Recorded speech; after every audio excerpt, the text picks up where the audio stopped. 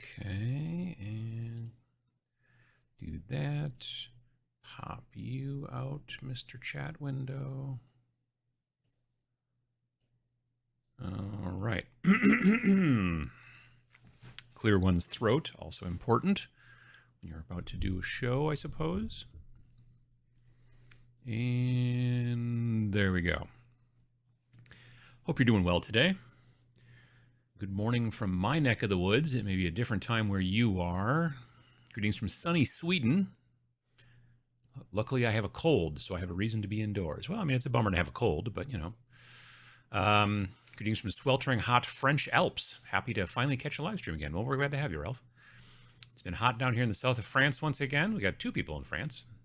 Glad to be able to catch the live stream. Yeah, it was real hot yesterday and everything, and real muggy and all that stuff. And then, of course, there was a storm in the evening, and we lost power around 6:30 p.m., and it came back on again finally sometime around between 1 and 2 this morning. So that's why I wasn't sure if we were going to have a show today, because I didn't know if we were going to have power today. But it came back on, and all the computers survived and everything as far as I can tell, so we should be good. Good morning from sweltering Washington, D.C. I'm painting a lot of white today. Please pray for me. That is hard. I'm not going to lie. South Ontario, muggy with thunderstorms. Yeah. Greetings from Kansas. Hello from Edinburgh, Scotland, where we're supposed to be thunderstorms today, but so far they haven't shown. On my desk today is the final batch of Savage Orcs project I've been working on. Nice. Having a nice little work day in Indiana. Looking forward to have something to listen to. Well, that's why we're here. Glad you got your power back. Me too. Yeah. It's really weird when you're like I would walk into the bathroom and flip the light switch and be like, oh yeah. I would be literally carrying my cell phone with the light on so I could see where I was going, but I would just flip the switch. And I'm like, oh yeah, that's not going to work out. I'm painting some Star Wars in Cleveland, says Joseph. Nice. Good morning from Arkansas. How you doing, Jonathan? Buenos dias from Nicaragua. How you doing?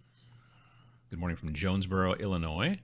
Yes, plenty, Michigan here. Matthew Sears coming in. Moderator Matt, good morning. How you doing? Glad to see you. Don't know if you guys got the big storms down there that we did. I don't think you did. I think they were pretty localized to the middle part of Wisconsin. So, good morning from a stormy-looking Oshawa, Ontario. Yeah, it's like real cloudy and kind of dark, but it's not supposed to rain all the rest of the day. Just be cloudy and weird. VJ Morph, morning. Good morning from Uncle Adam from KC, Missouri. How you doing? Let's see here. Hello from Paraguay. Howdy from Texas. Working on some Underworld's vampires that I hope to use in the new edition of Warcry. Nice. Good morning from a hot and humid Cincinnati. Shady Markham, Ontario. Looks like it will rain anytime soon. Good morning from Quebec. Good morning from Calgary. Already cut my thumb hobbying. That's not a good day, but hopefully you got a Band-Aid or something. Hello from Charlotte, North Carolina. Hopefully finishing my squig hoppers. Excuse me. Mannheim, Germany. Kent, England. West Bend, Wisconsin. Hello from Belgium. Painting some 6mm infantry from Vanguard Miniatures. I've never had good luck with miniatures that small, like people that small. Like if you're, technically if you're playing, I think like Battletech, those models are about 6mm scale, roughly, I think. I could be wrong. But, the people would be very, very tiny, obviously. Clearwater, Florida. Wilmington, North Carolina. Greetings from Springfield, Illinois. Good morning, Uncle Adam. I know you love painting grim and dark. Have you ever painted something bright and colorful? Not much. Not really, no. It's never been my thing. I mean, the Lizard Man that I did for the video about... speed paints from the Army Painter, he was pretty bright and colorful, I guess. He's bright blue, although he was carrying a bolter and a shield that he made out of a Tau, drone dish, and then that was kind of grunged up and stuff. So yeah. So you didn't get blown away from the storm last night? No. Well, so around 6 o'clock we ordered food for me to go pick up. We ordered some bulgogi from a place here in town that does astounding work. And I called and then it started to really come down hard. I'm like, all right. So I ran out to the car and got soaked to some degree and then started driving there. And literally as soon as I started driving that direction, I started seeing that there were like not just branches down. Like we had a small branch down in the backyard, and the neighbors had a branch down that was maybe 3-4 feet long, that was maybe about this big around or whatever in their yard. But as I started driving, then it was just trees down. Like there was a tree on a house, like a big good sized tree. Like there was a lot of stuff going on. There were no traffic lights, and all of a sudden I realized there was no power in a lot of places, and I was like, oh geez, that's no good. So I'm on my way to the place to pick up the food, and I get a call from them, and they're like, yeah, we can't make your bulgogi, we don't have any power. I'm like, okay, cool. So I'm like, all right. So I drive to, I'm like, I'll go to the grocery store and get something. And the grocery store that we normally go to, the big, huge supermarket thing, no power. Okay, cool. So I'm heading back home, and there's a smaller grocery store on the way home. So I'm like, oh, I'll stop by there. We rarely ever go there. It's just kind of weird. I don't know what it is. Anyway, they were open. They had lights. But you know those cart corrals that they have out in the parking lot, those kind of metal structures, like made in a metal pipe and stuff like that, and that's where you put the corral, to put the cart back in so they don't, get caught in the wind and roll all around the parking lot. There's 2 of them in that parking lot. It's a smaller little grocery store. Both of them were destroyed. Like, this is metal pipe, and they were just like, one of them was just like, looked like somebody had taken part of it and just picked it up and twisted it, and it was like all twisted and bent and stuff like that. And the other one was just completely disconnected from the concrete, because they're actually like kind of sunk into the concrete a little bit. The other one was on the other side of the parking lot. And there was like a kid out there in like an apron who works there, like, I don't know, bag boy or whatever. And he's like taking pictures of it with his phone. I'm like, did the storm do that? And he's like, yeah, yeah, it did. And I was like, wow. And then I got some rotisserie chicken and some cocktail wieners from the deli department, which were cold because they were in the fridge area. The rotisserie chicken was warm. And then got home and realized that now we didn't have any power. So cold wieners, that's not fun. But yeah, and then like I said, we just didn't have any power until it came on while we were asleep. Like I said, we were lucky. I mean, there are people with trees on their houses, but yeah, it was a heck of a thing, and it was quick. It was a super quick storm. Like, it did not last super long. It sprinkled the rest of the night, basically, and whatnot. But yeah, it was tough and kind of hard, like right away. And then, but it did a bunch of damage. Just waking up to get my in-laws packed for the move. Nice. Greetings from a typically rainy Manchester, sure. Mexico, Missouri. Not Mexico, Missouri. I've actually been to Mexico, Missouri, but there's Mexico and then another woman from Missouri. But there is a town in northern Missouri called Mexico. I went there for a wedding for some reason. Saskatchewan, always fun to say. Humid Atlanta, Maryland. Salt Lake City, where I'm painting my first Conquest Last Argument of Kings model. Nice. Those are fun to paint. Now I'm way behind telling my story about the storm. Oh my goodness. Salt Lake City. I just read that one. Northern Illinois, Des Moines, 3 p.m. in Blighty. Afternoon, Stirling, Scotland, and it is chucking down. That sounds like it means you mean it rain. It's raining. Morning from Wisconsin. Howdy. Cleaning up my basement, prep of a move while listening. Nice. Hello from Glasgow. Rainy day, finishing a batch of Vigilors, Judicators, and Vindicators. Also, a paralegal and possibly a bailiff.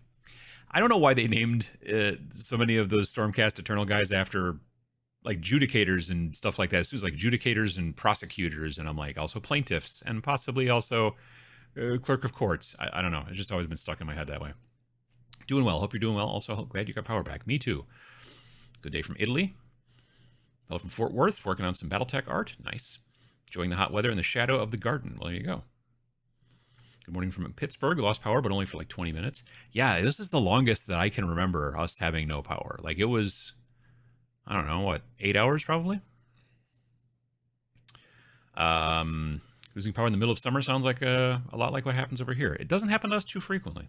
It's generally storm-based.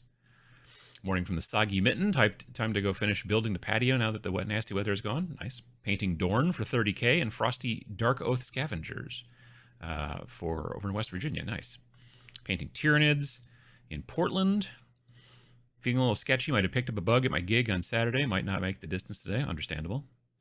Afternoon from a summer rainy Glasgow. Just moved house in the last few weeks. Trying to work up the energy to unpack. Yeah, it's always a pain. Working on my Ideneth Deepkin for Warcry. Took them for a trial run the other day. And the Dune Claw the crab was a beast. That crab is Everyone likes that crab. Been a Kill Team game advocate at my local game store. It's growing. Nice, Grendel. Good to hear.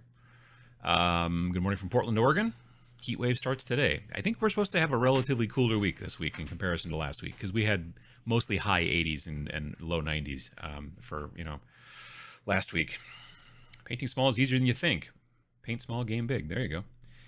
Hey, from Winneconne, mild damage from storms, couple of trees down, chainsaws getting some use later today. Yeah, there was already last night a lot of chainsaw noises. Yeah. Good news from Glasgow. Just started working on my first Resin Mini. I heard conflicting reports on health considerations when working on these. What's your thoughts?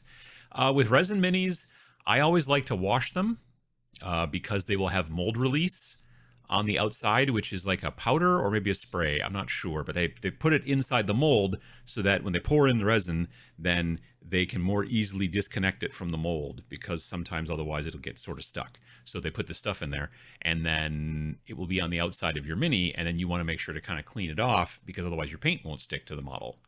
So that's important.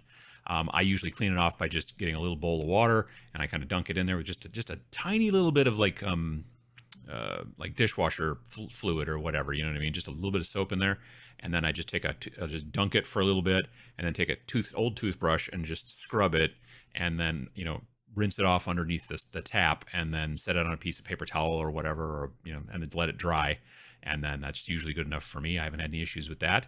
As far as filing, when I am working, like if you're sanding or filing on resin, these days I just take like a COVID mask and put it over my face, because it'll help keep the particulates out of your lungs, because the dust from resin will evidently float around more so than say like plastic and stuff like that, I guess. So yeah. Let's see here. Howdy everybody from a hot and sweaty welding shop in southern Pennsylvania. That does sound warm. Like welding, you know what I mean?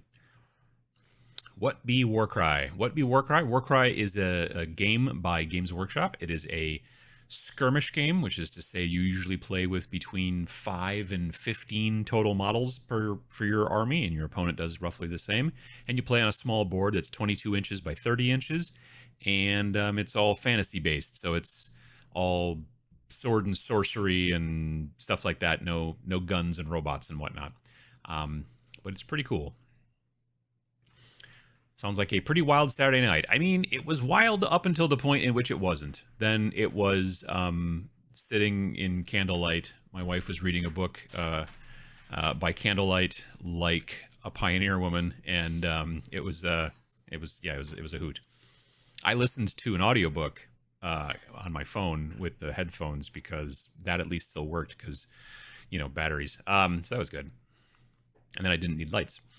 Good morning from Montreal. Off to a Kill Team hobby day at a friend's house for grown men and families. Nice. Fallout New Oshkosh. There you go. Cold wieners is a very Canadian problem. I get you. I see what you're saying. Do you have a gas barbecue? When the power's out, it'll save you. No. We've always been just like the charcoal briquettes kind of people, where you just, but it was raining and we didn't want to grill outside, so it was fine. Sounds like the rest of this 21st century is going to go. Well, yeah, good point. Good morning from Mexico. Glad things weren't that serious. Yeah, it's not too bad. Like I said, we didn't, thankfully, have any kind of issues. I went and checked the basement because I had both my computers on when the power went out. This computer was on. This is the one I'm more concerned about, because this computer is old. It's like an i5 from, I don't know. It's got to be, how long have I had this computer? 8 years, probably. Anyway, I had to poke at the BIOS a little bit when I rebooted it, but that's normal for this computer. I think the battery might be dead on the clock inside or something like that. I don't know, but it's been fine. And the computers downstairs were fine. The biggest downside, honestly, to the whole issue was I was all day, other than the 2 hours where I did the live show with the Uncle Adams or regulars, all day basically I was working on the game, the next game that Vince and I are putting out. And originally the plan was, we're going to send it off to the printers on Saturday. Well, I couldn't get a computer to go on after 6 p.m., well, 6:30. And so obviously that's not the case. So hopefully we'll send it off today, maybe tomorrow at the latest, I hope. But yeah, everything's coming together. It's just going through now and like fixing capitalization all throughout this thing. Uh, yeah. But everything else is done. Like the cover's done, everything else is done and all that kind of stuff. So we'll be sending it off very soon, but the plan was to send it off yesterday. But then storm. So there you go. Good morning from Louisiana, working on Warhammer Plus. No, working on the Warhammer Plus Vindicator Assassin. Oh, that's pretty cool. Kelly, how you doing? We're camping in Partyville when the storms hit last night, packed up and drove home. Nice. Probably the best bet, yeah. Luckily, our power grid is a bit more solid after the last outage. We were without power for 5 days then. Well, the thing that was so weird about it, and I guess I didn't mention this, is our power was out, but there's an apartment building across the street. They never had power loss. The neighbors across the street that way, yes, and about 2 houses that way, no power. But then the third house, yes. On this block, on this side of the road, it was us, our neighbors, next neighbor, another neighbor, and then there's like a church or something going on, and then there's this next, and those were all out. But the neighbor behind us and and everybody in that direction, no problem. So like it was just this one little weird spot where there was no power, but like houses like literally next door or across the street had power, but then it was just this weird little. So yeah, it wasn't like there were spots all over town, I guess, but yeah, I don't know. Like the like I said, the traffic lights down on the corner, I don't know, 3 blocks that way or whatever, were not working. They were off. They weren't blinking or nothing. They were just off. But every corner house on that intersection had power. So I don't know what the heck it was. It was weird.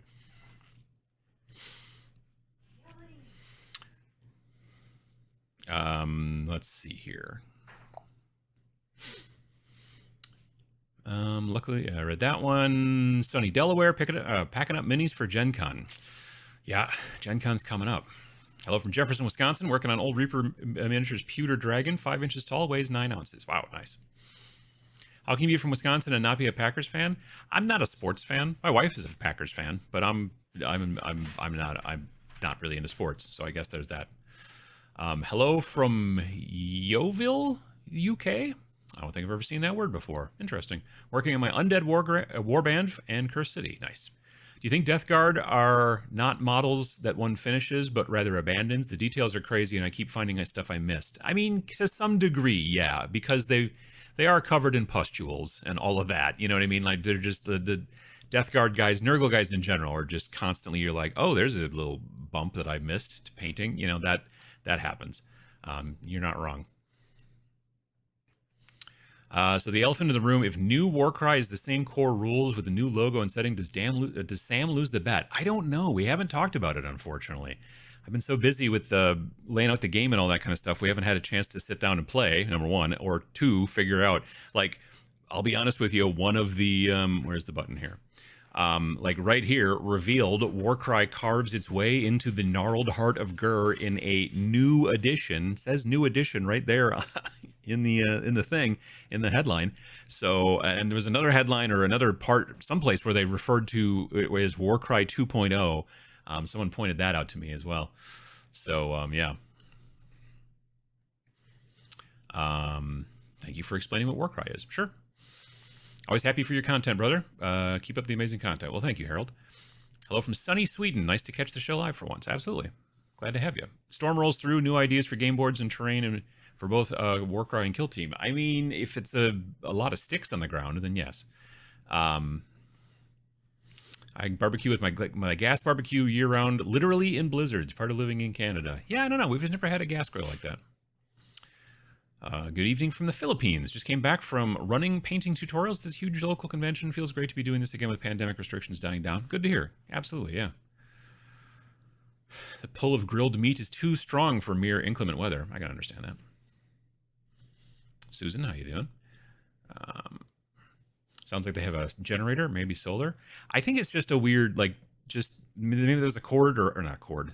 They actually call them wires. I think it's just not just cords running on the poles, but I think there was a wire somewhere that was down or something, and it was just I don't know what it was, because we were just in this weird sort of dark spot. But most everybody around us, at least around here, still had electricity. I've had a blast painting and playing my skinks. Games are super fast, and I love how simple Warcry is. Yeah, I really like that too. Good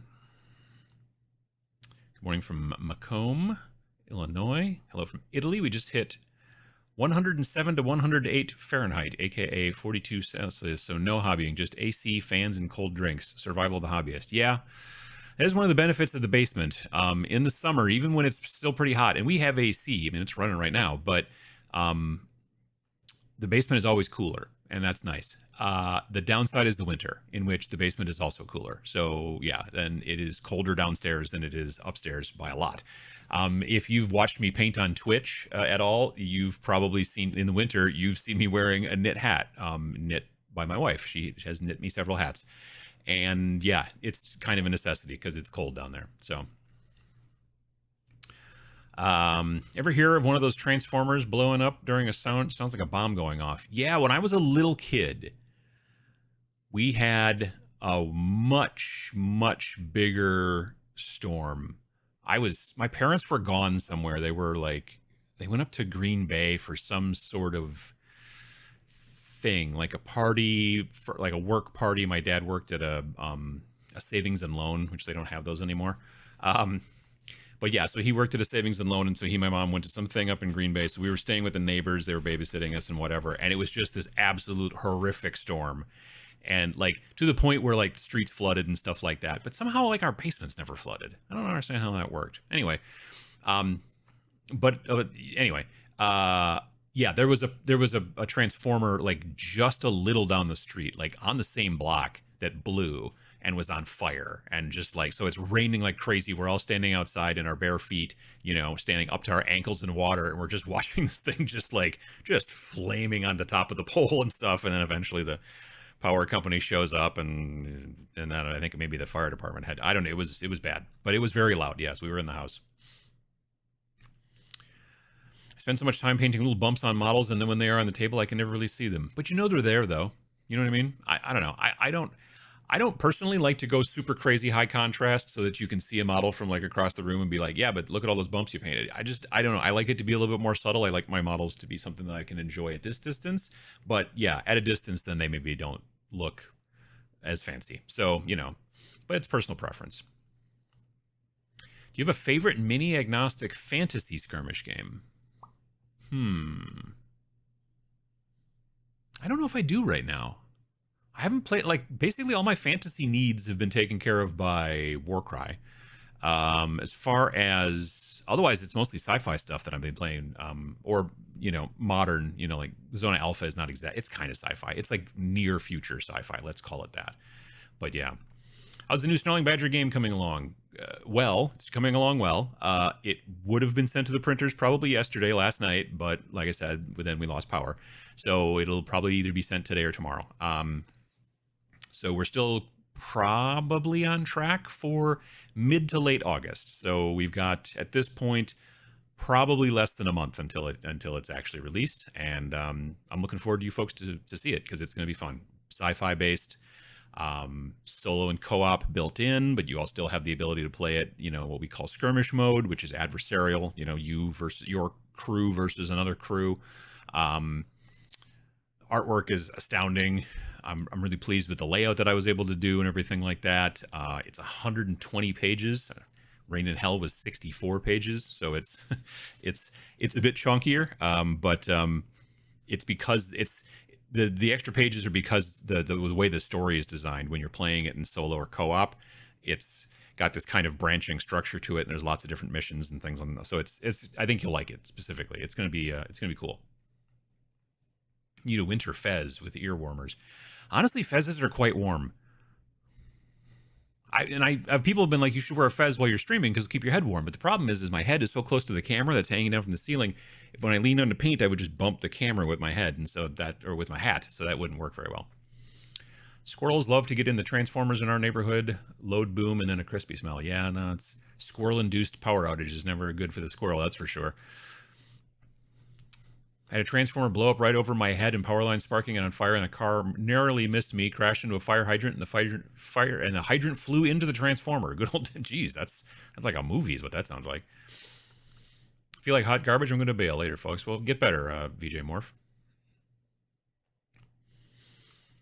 Power grids tend to be a bit scattered due to the limits of electric lines, only able to handle so much power. So if a transformer goes out, it will kill that section of distribution, but not everything. Yeah, that was the thing. I took a walk. Like once the rain basically settled down to just barely a sprinkle, I walked around to kind of see like where there was power and where there wasn't in our neighborhood. And I never found like a smoldering transformer or a downed power line or anything like that. So I still don't know what it was, but you know. Frostgrave. Yes, they sell minis, but it's neutral. That's probably true. Yeah, I guess you're probably right. I guess I would say Frostgrave. I do forget that they do.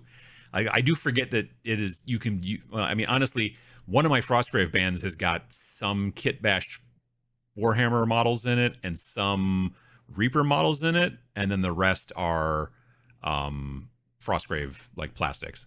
But yeah, you're right. They are technically miniatures agnostic. It's just that they do also happen to make quite a few miniatures for Frostgrave. So yeah, I would probably say Frostgrave. That's a good point.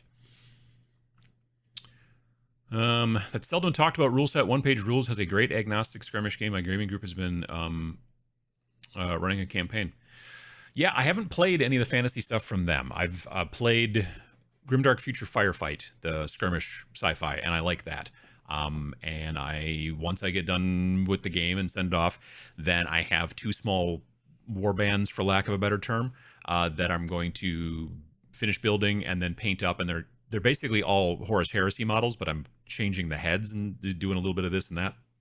But I'm making 2 forces for Grimdark Future Firefight, and then I don't know, maybe I'll do maybe a battle report. It's hard to say, very hard to say. Cloudy the future is, or something like that. Song of Blades and Heroes would be my suggestion for agnostic fantasy skirmish. Yeah, I run that at conventions sometimes when I'm trying to like teach people about miniature games. Song of Blades and Heroes is a really good, specifically if you're just like getting into it. That's really good, actually. That's a good point. Was that supposed to be a softball for you to talk about Rain in Hell? I mean, Rain in Hell, you know, if you want me to talk about Rain in Hell, I certainly will. It's been out for over a year now. Yeah, it came out in May 28th, 2021. And so, yeah, it's been up for almost 14 months at this point. And, but yeah, no, it's done great. And we're glad that people enjoy it. And we're going to keep producing it, you know, like, cause it's a PDF or, you know, print on demand. So it'll always be available. People are still buying it. And, yeah, and now this new game will be coming out, and then we're going to get started pretty much right away almost on the next game, which will be coming out in 2023. And then we have a plan for the 2024 game, I think, and probably 2025 as well. So yeah, I plan on putting out a game every year. Is there a sci-fi skirmish game that would be good fit for using Gundam models? Gundam models in a sci-fi game. I think that Planet 28 has an expansion, although the new version of Planet 28, although it's basically the same game, it's just that they took some of the expansions and all squished it into one thing. But I don't know that it's available to purchase yet, but it will be soon. And it's, I guess, what you would call Planet 28 Second Edition from Mammoth Miniatures. You check them out. What was my point? They have an expansion, I think, that allows you to bring in, like, either vehicles or a big robot or something like that. I think. I swear there's like a thing that they have that allows you to do that, because I was going to do a battle report based off of that some time ago, back before the pandemic, and it was one side was going to have like just one big robot, and the other side was going to have like a war band of like 4 models or something like that. And that's what I was going to use Planet 28 for that. So, what genre of sci-fi is your new game? I don't know what you mean by that. I mean, like, because sci-fi is the genre, at least in my mind. Like, subgenre of sci-fi? I don't know if I don't know that there is one necessarily. It's kind of hard to explain without explaining it, and we don't want to explain it until it's ready to go. How large of a mini collection do you need for the new game? So, generally, your warband is going, or whatever, your group is going to be minimum 5 models, maximum 9 models. That's it. So you need that. And then if you're playing it against your, like at an opponent, like in skirmish mode, well, then they're going to need either, 5 to 9 models as well. But if you're playing it either solo campaign or co-op campaign, then you'll need some more models, and they don't have to be exact models. They could be, you know, you're going to maybe need some like sort of weird creatures maybe, and maybe some robot-y things, and not too many of each, maybe half a dozen of each, roughly. I don't know, something like that. So yeah, it's not a ton. And again, it's played on a 22 by 30, just like Kill Team and Warcry and Rain in Hell. So you can, you know, use that smaller size. You don't need as much terrain. It takes up less space on the table, all that kind of stuff. So that's what we're doing there. How are the Grimdark firefight rules? I found the free version too light for my taste. Is there more depth and variety in the paid version? Yeah. So the paid version is like $5. And it's like 32 pages, and it's got a lot of nice stuff. You know, there's a lot of optional rules and things that are really kind of cool for adding in things. I like it a lot, but it is generally lighter than, let's say, Kill Team specifically, or a lot of other skirmish games. It is a bit lighter. You know, like you've got really only 2 stats mainly for your figures. You've got your quality and then your defense. And then you've got obviously some special abilities and equipment and guns and things like that. But it is designed to be an easier to play game than, you know, other stuff. But I like that, honestly. I find Kill Team, at least especially the new version now, is just, you know, it's based off of Warcry. They've just added so much extra to it, like a lot extra, that I just find it to be too much almost a little bit. So I do really like Grimdark Future Firefight. The name could maybe use a touch of work, but that's otherwise, you know, fine. Greetings from a hot and humid Henderson, Nevada. How you doing? I wish GW would separate rules from lore and make smaller, cheaper, and more direct books and expansions. It won't happen, but I can dream. It's true. You can dream. You're also right in that it won't happen, unfortunately. North Star and Wargames Atlantic are my go-to mini makers these days. Yeah. I also really, really like Anvil Industry. I really like their stuff a lot. I just actually, for my birthday earlier in the month, I ordered myself a bunch of new Anvil Industry stuff, and yeah, and it showed up, and I can't wait to sit down and start building. So that'll be cool. Not to get ahead of you, but as much as I'm looking forward to Bellacor's boys, the Chaos Legionnaires. The Chaos Legionnaires came out of nowhere, didn't they? I was really kind of surprised. We'll talk about them in a sec, but yes, that's true. What is your new game? Missed you talking about it. It hasn't come out yet. So I haven't really talked about it exactly, other than it's sci-fi, skirmish, solo and co-op built in, 120 pages, awesome looking artwork. We're really super happy about the artwork. And will be coming out in mid to late August, if, you know, God willing and the creek don't rise. Felt like I was in a movie. Part of me thought it was cool and spectacular. My other part was screaming to run like heck. Fortunately, I was able to run like heck with adrenaline pumping. It will, sure, when there's like Transformers exploding and stuff like that. I've seen those movies. That's no good.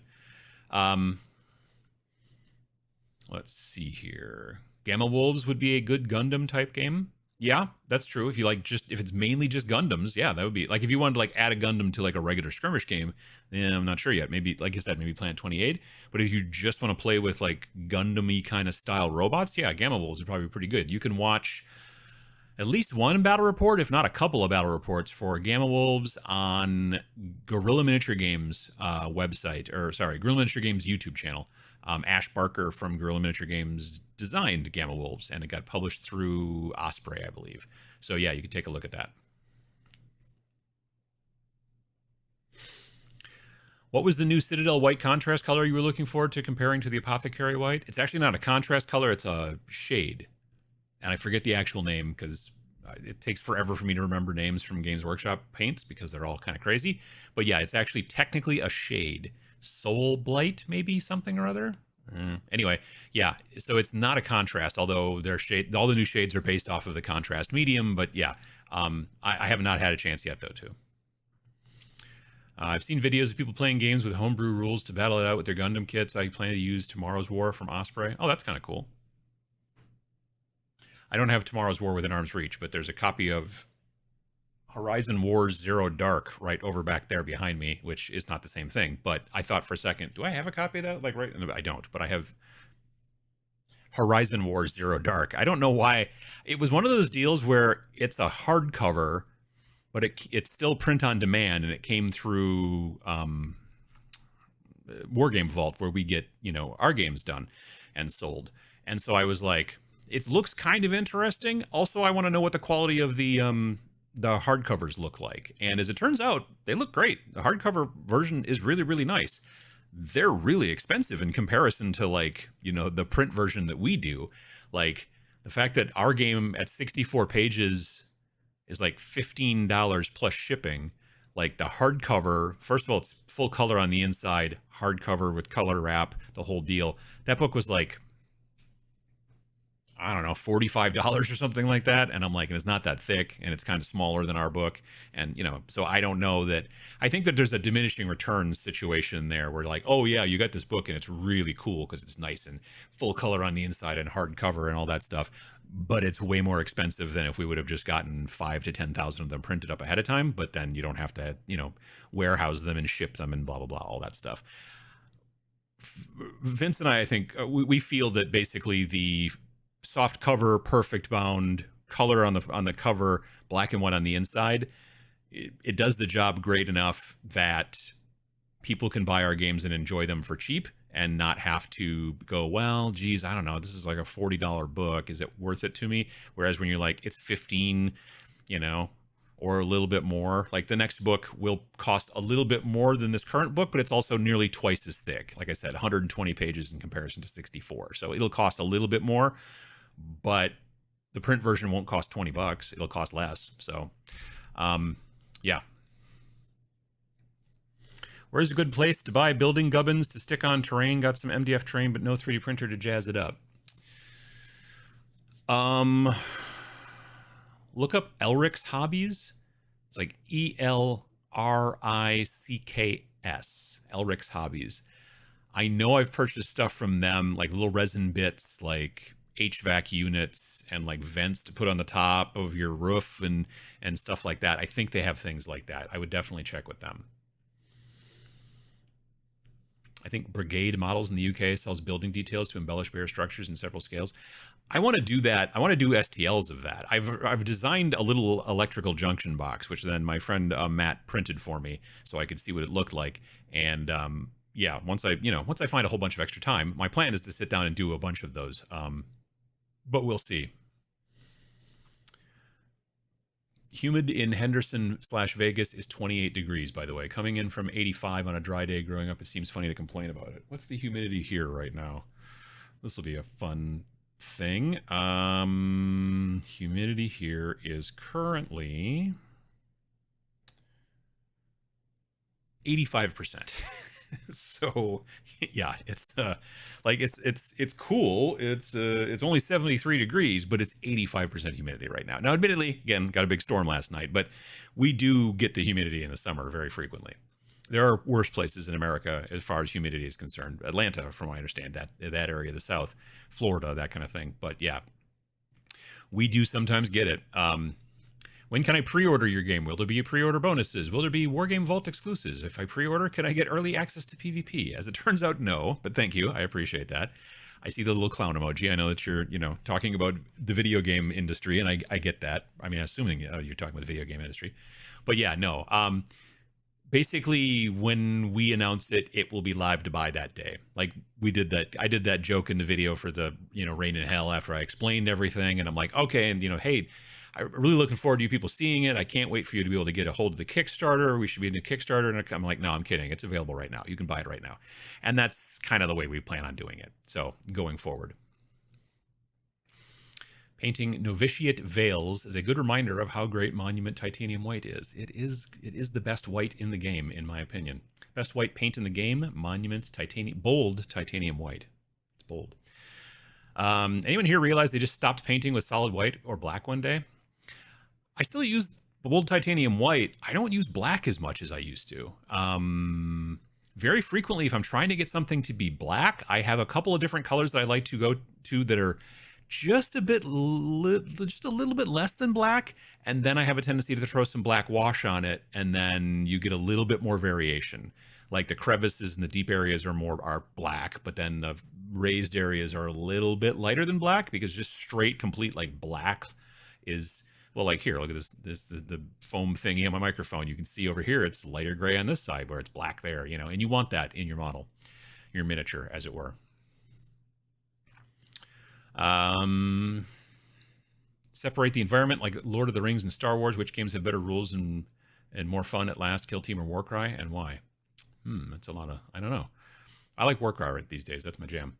I have a character in the Horizon War Zero Dark. It's pretty cool. Was there like a Kickstarter like benefit or something like that? That's pretty cool. Yeah, I still haven't got a chance to play it, or really, I've flipped through it and looked at it, but I've never really played it. You know what I mean? Played a 5-man game of Frostgrave yesterday. I'm in love with it. Great game. Wow, that's a lot of people. Nice. Genuine Vision, how you doing? Afternoon to you as well. Let's see here. Check out model railroad shops as well for building details. Likely O scale if your bag is 28mm would look good, but don't overlook the smaller stuff. Yeah, like a electrical junction box on the outside of your building. If it's not exactly the right scale, it still probably would work okay. Like when a building is obviously too large or too small, like, you know, your Space Marine walks up to the door and it comes up to them in the chest, you're like, that is not the right scale building. But when the cable box that you put on the outside of that building is maybe slightly the wrong scale, it just looks like a slightly bigger or slightly larger cable box. It's kind of like trees. Like trees in a lot of situations, like this is a tree for, you know, 15mm scale, but it'll work in 28mm scale. It just looks like a smaller tree. You know, trees come in all kinds of different sizes. Elrix is great. I agree. When will Warcry 2.0 come out? We're assuming, well, I mean, there's a possibility it might come out the end of July. Like, the first Warcry came out end of July 2019. Last Kill Team back last year came out end of July. And so did Warcry 2018 came out end of July 2018. The reason I don't think it's going to happen is because today is the 24th. Next week is the end of July. And I would think then they would have had the pre-order up like yesterday. So it's probably going to be sometime in August, most likely. It's not going to be in, well, I mean, like, again, I was thinking it was going to be late July, but since we didn't get pre-order yesterday, it's probably coming in sometime in August, I assume. Have you checked Mike Franchina's Trench Pilgrims Kickstarter? Awesome art. Hope the miniatures are just great. I have not heard of that. Oh, Trench Crusade. I did see some sort of Kickstarter about trenches recently.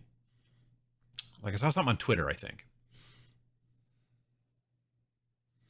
52 Miniatures did a rad painting white video this week. Mix of oil and acrylic. Interesting. Wow, never heard of mixing oil and acrylic. That's kind of cool. Hello from Finland. I'm having a blast glazing some gradual tone change on my crisis suits. First time trying this crew technique. I want to say critique. I don't know why, but I think I'm getting the hang of it. Glazing takes a bit of work, but once you do get the hang of it, you can do some really amazing stuff with it, sure. I use pure black all the time. Those base rims aren't going to look good in magenta. That's true. Okay, so besides base rims, generally, yes. Yes, good point. Let's see here.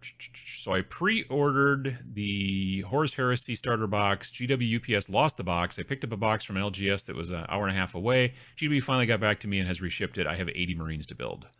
Sure. I mean, if you want 80 Marines to build, otherwise you could look at, I don't know, flipping it, selling it if you wanted to, but, you know, if you want the 2 boxes, that's cool. It's a bummer that happens sometimes with shipping. I've had, knocking on wood again, relatively good luck with shipping lately, so that's good.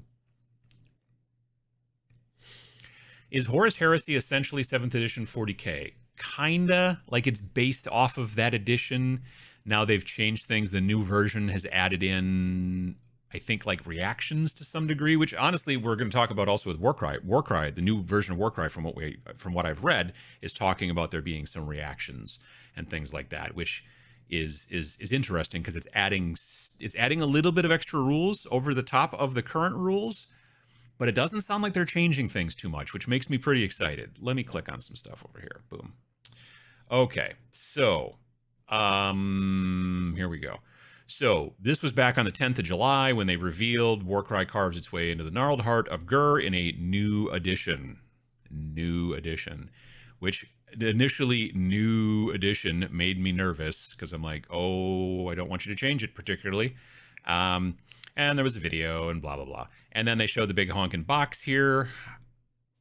The one thing I'm not excited about with Warcry, and it really doesn't matter, I don't like the new logo, and I don't like this font they're using down here. That font reminds me of the 90s. I don't know why, but it just does. I think it was because, like, it was a font that we were all looking for in the 90s for reasons. I don't know why. Jurassic Park or something like that. I don't know. It's just, I don't like that font. It's super not important, but anyway, there you go. And then they showed us, hey, this is what the terrain's going to look like. I'm not sure about the terrain yet. I like the old terrain so much better that I just have a tendency to think I'm just going to keep playing it with the old terrain, but we'll see. I don't know. I kind of want to see the stuff up close to kind of get the hang of it, you know. And then they showed us not all, but many of the weird little people in here. You got these guys on stilts. This guy's got a blowgun or perhaps a flute, but it's actually a blowgun. That guy's got a blowgun. That guy definitely has a pan flute just attached to his face. These guys have got a lot of open sores. They're like kind of like, they don't know they're Nurgle, but they're kind of being infected by Nurgle. But they call him the Great Leech or something like that. I think they posted that someplace. This net looks like it's going to be a pain in the butt to paint. I'm not going to lie, but you know, but cool models, pretty cool models. And then they also showed off the guys we'd seen previously, which are the guys who wear a hat on top of their other hat, the Horns of Hashut. There's a lot more detail on these models than some people that I know are interested in, but it'll be fine. But yeah, so these are the two forces that are coming in the next box. So we know that, and it's kind of cool. But then they didn't really talk much about the rules and stuff like that too much, did they? Then on the 11th, they said, oh, here's a look at inside the new box. And then they showed a bunch of this stuff here, right? So they showed, here's these warband, Horns of Hashut, here's the Rotmire Creed warband, here's the core book, here's the, like, basically information for the stuff that's in the box, like the 2 warbands, I'm assuming, and then also scenarios and junk like that. And then there's a bunch of new battle plan cards, which is cool, I guess. You got your board, you got your terrain, you got tokens and dice and all that kind of stuff. And then there's the fighter and ability cards, which they did not show the front of the fighter cards, right? Excuse me. So they didn't show the front of the fighter cards. They just showed like the backs kind of like that.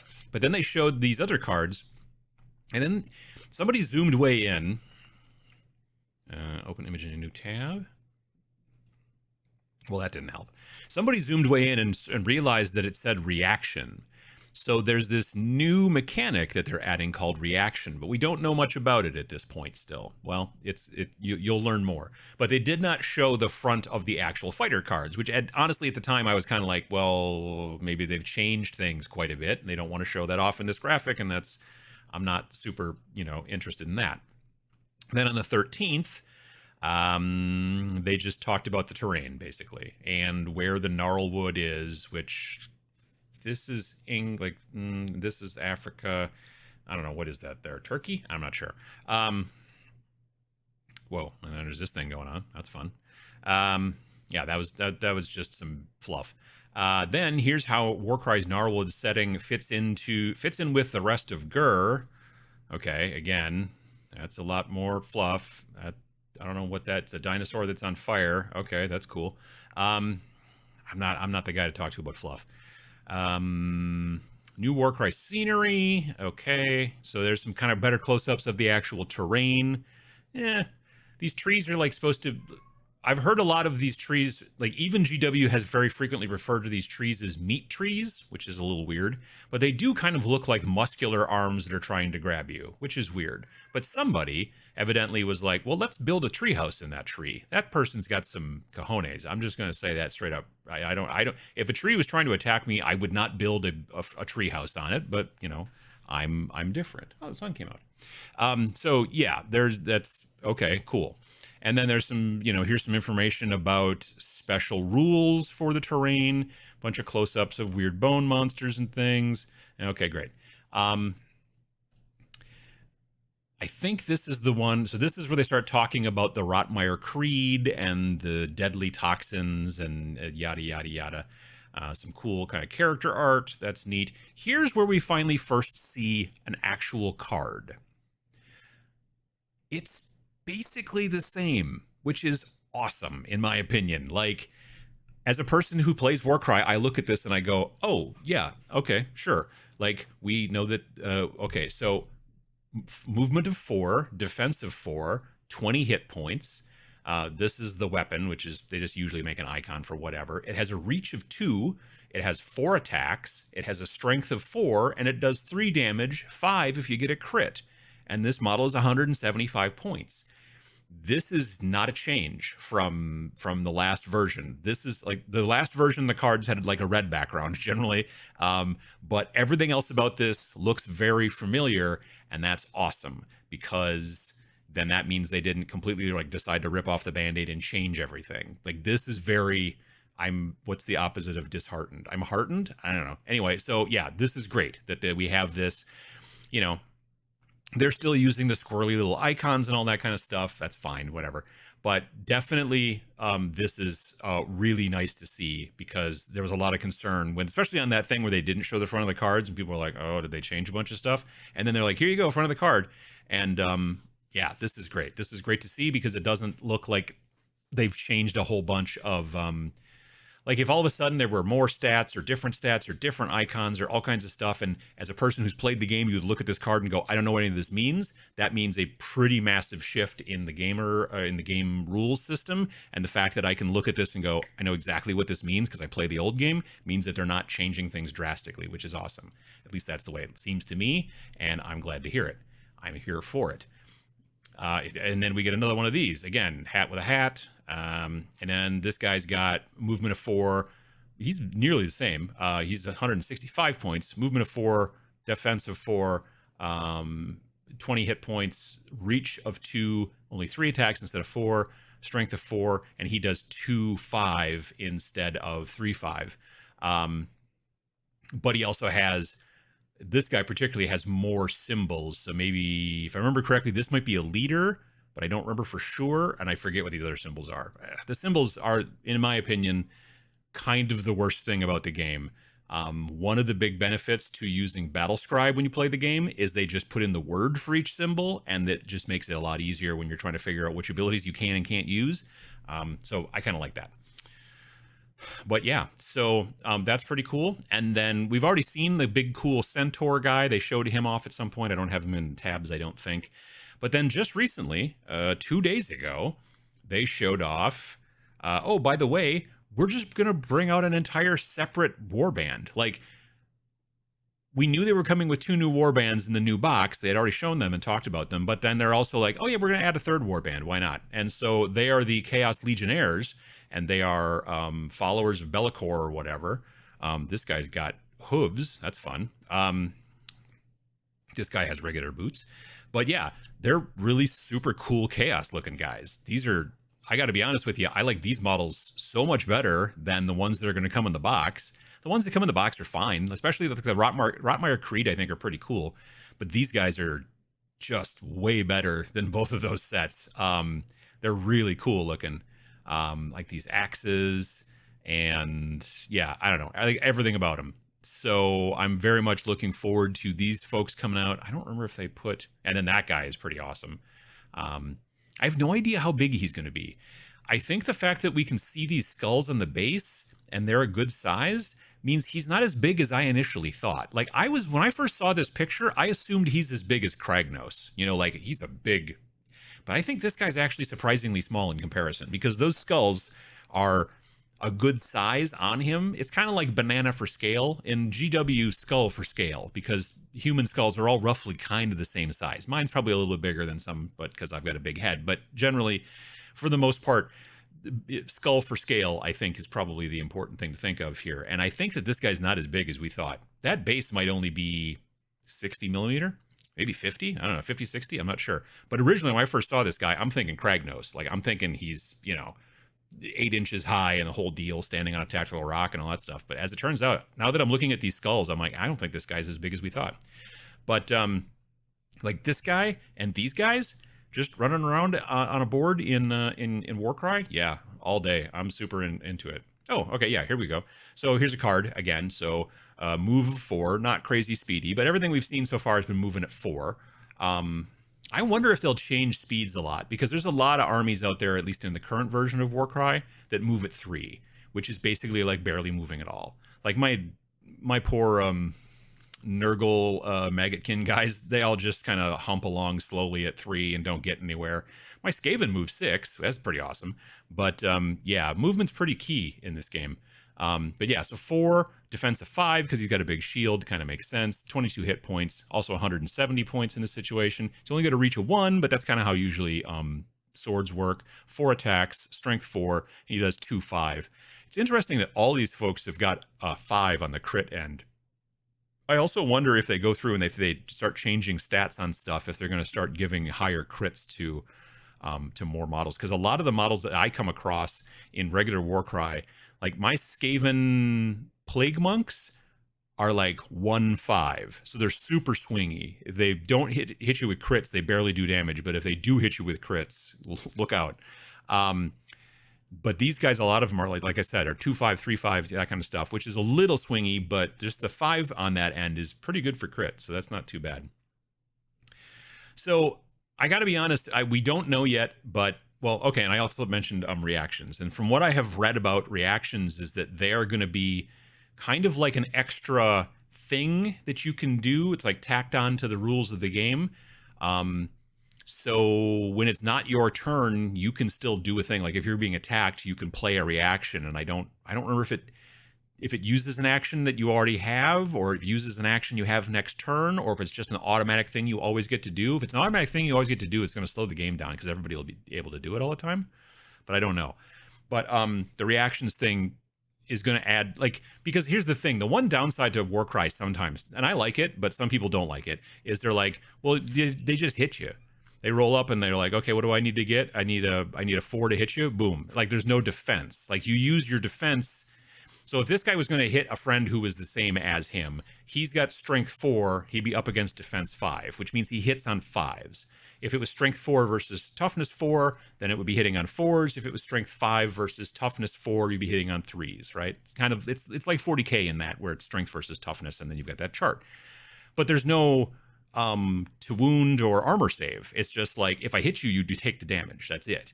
And so having something that doesn't take too much time and it isn't a requirement maybe, but it allows you to maybe, I don't know if it would be allow you to like kind of say, I'm not going to take as much damage, or maybe you get to hit back.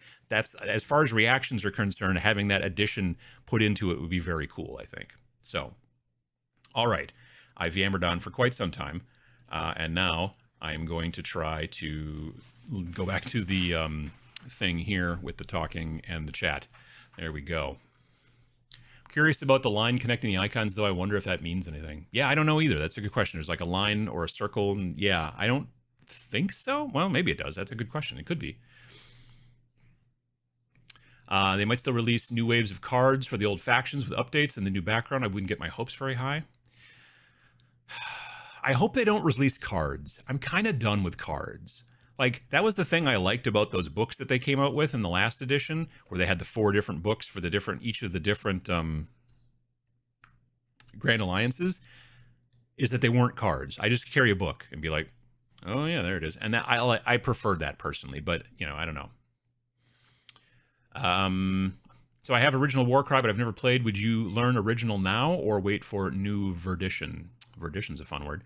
I mean, it kind of sounds like they're alike, to some degree. As far as the stats look like there's no like new stat. Like when you look at the stat line on I don't know, Primaris Marine for Kill Team 2018, and then you look at that same Intercessor or whatever Primaris Marine stat line for 2021's Kill Team, they look nothing alike. And I'm not even saying like numbers changed. I'm like, what does GA mean? Like, what does this mean? Like, what does that mean? It's very different in just in the categories of the different stats and all that kind of stuff. They completely changed the rule set. From what we're looking at here, again, me as a player, I can just look at these new cards and be like, oh yeah, I know exactly what that means. So it doesn't look like they've changed things drastically, which is great. I think that's cool. That's a biker base, right? Same as Space Wolf Cavalry. You mean for the big Minotaur dude, or not Minotaur, Centaur? I don't know if it's hard to tell if it's oval or round. Honestly, it's a good question. I can't tell. The guy with the skulls on the base is about the size of a Chaos Lord on Krakadak or whatever. Well, see, but the Chaos Lord guy, he's on a oval base, and I don't know. For some reason, to me, that one looks round, and I don't know why. But it could be just it could just be a thing. Yeah. Is this live right now? I mean, if you're watching it right now, yes. Whoa, that's like Inception or something. I love reactions. My reactions. Oh, you mean reactions as the? Oh, yeah. I think that's important to have a game mechanic that allows you, like, so in 40K, as an example, I shoot you with a gun. Well, then we have to see, does I hit you? Does it actually wound you? Yes. Okay, good. It actually wounds you, but now your armor's like, no, it doesn't. It's an odd setup. It's the way they've been doing it for a very long time, but it's like, I roll again, and then you roll, and then we see if anything actually happened. And that slows things down, especially in a big army game where you've got lots and lots of potential models. I mean, admittedly, when you're attacking with this squad versus that squad, you're generally rolling all the dice at once, but still, with Warcry, it was cool because it was just like, I know what my strength is, I know what your toughness is, roll, take 4 damage, done. There was no, oh, but I don't take 4 damage, or, but what if I do this? There was none of that back and forth, which speeds things along, makes the games quick, but a little bit of something that gives you the ability to maybe do some sort of reaction. And again, I hope it's not something that you can do every single turn, like an armor save or whatever. If it is, if it uses like an action, or if you only can do it once per turn, maybe, or I don't know, like could be like I don't think they have any kind of command points or anything like that. Hopefully it's not, well, one thing they could do is make it so that, like, how you have your doubles and your triples and your quads and stuff like that. They can make it where maybe you have to spend one of those if you want to do a reaction, but then they'd have to make that reaction pretty powerful. I don't know. That's a good question. I don't know. It'd be real interesting to see. Let's see. Card packs are gathering dust in piles at stores, unfortunately. Yeah, that was a dumb move, those card packs. I don't know. I'm kind of like, Vince and I have talked about making cards for a game, maybe in the future, but they would be cards and we could sell them through drivethroughcards.com, and they would be print on demand and very nice. I've actually ordered some cards from Drive-Through Cards just to see what they look like, the quality and stuff like that, and they're really great. I can't tell the difference. So we've talked about doing that for people who like that kind of thing, like, here are some cards, and then you can put them in sleeves and then write on the sleeves if you want to do that kind of thing, and it could just be an extra thing, but it wouldn't be a requirement or even a necessity of any kind. But in general, when a game is like, here are the cards for all of your models, and you have to use these cards and buy new cards and this and store them and all that kind of stuff, I kind of lose a bit of interest. But like I said, we've thought about, we would maybe make them available on certain games in the future, potentially, if it was something that people wanted.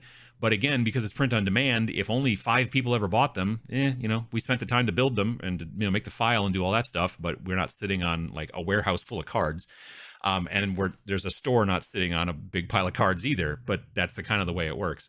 So yeah, for me, I've never been a big fan of cards. I like a character sheet. I like a nice sheet that's maybe got, here's my warband on it. And honestly, these days when I play Warcry, I just have my phone and I use Battlescribe, and it works great. And you can also Rain and Hell's on Battlescribe too, by the way, just FYI. But yeah, those card packs, when they came out with the books later on, I thought that seems like a better idea. Yeah.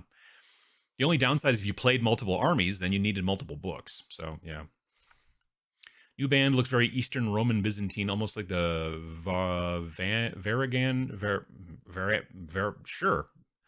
the Varangian Guard. So this is really Warcry 1.5? Well, if so, then every version of 40K since at least 5th should technically be version 5 point something. You'll notice that so technically 8th edition, they made it different enough that they had to release the indexes and change everybody's stuff all at once. So let's say that is technically then 8th is technically 6th edition, but 5th, 6th, and 7th was 5th, 5.3, 5.7, and then 8th edition was 6, and then 9th edition is 6.5. The new editions come out, but they don't have to be completely throw it all out with the bathwater and start over again, in my opinion. So if they want to call it a new edition, if they want to call it 2.0, that's their prerogative. There's no, it's like in software development. There are best practices for why you change the number of a version number on this, and within the organization very frequently who's making the piece of software, you're like, when we do this, it's a 1.2.3, but when we do this, it's now 2.0 or whatever, that kind of thing.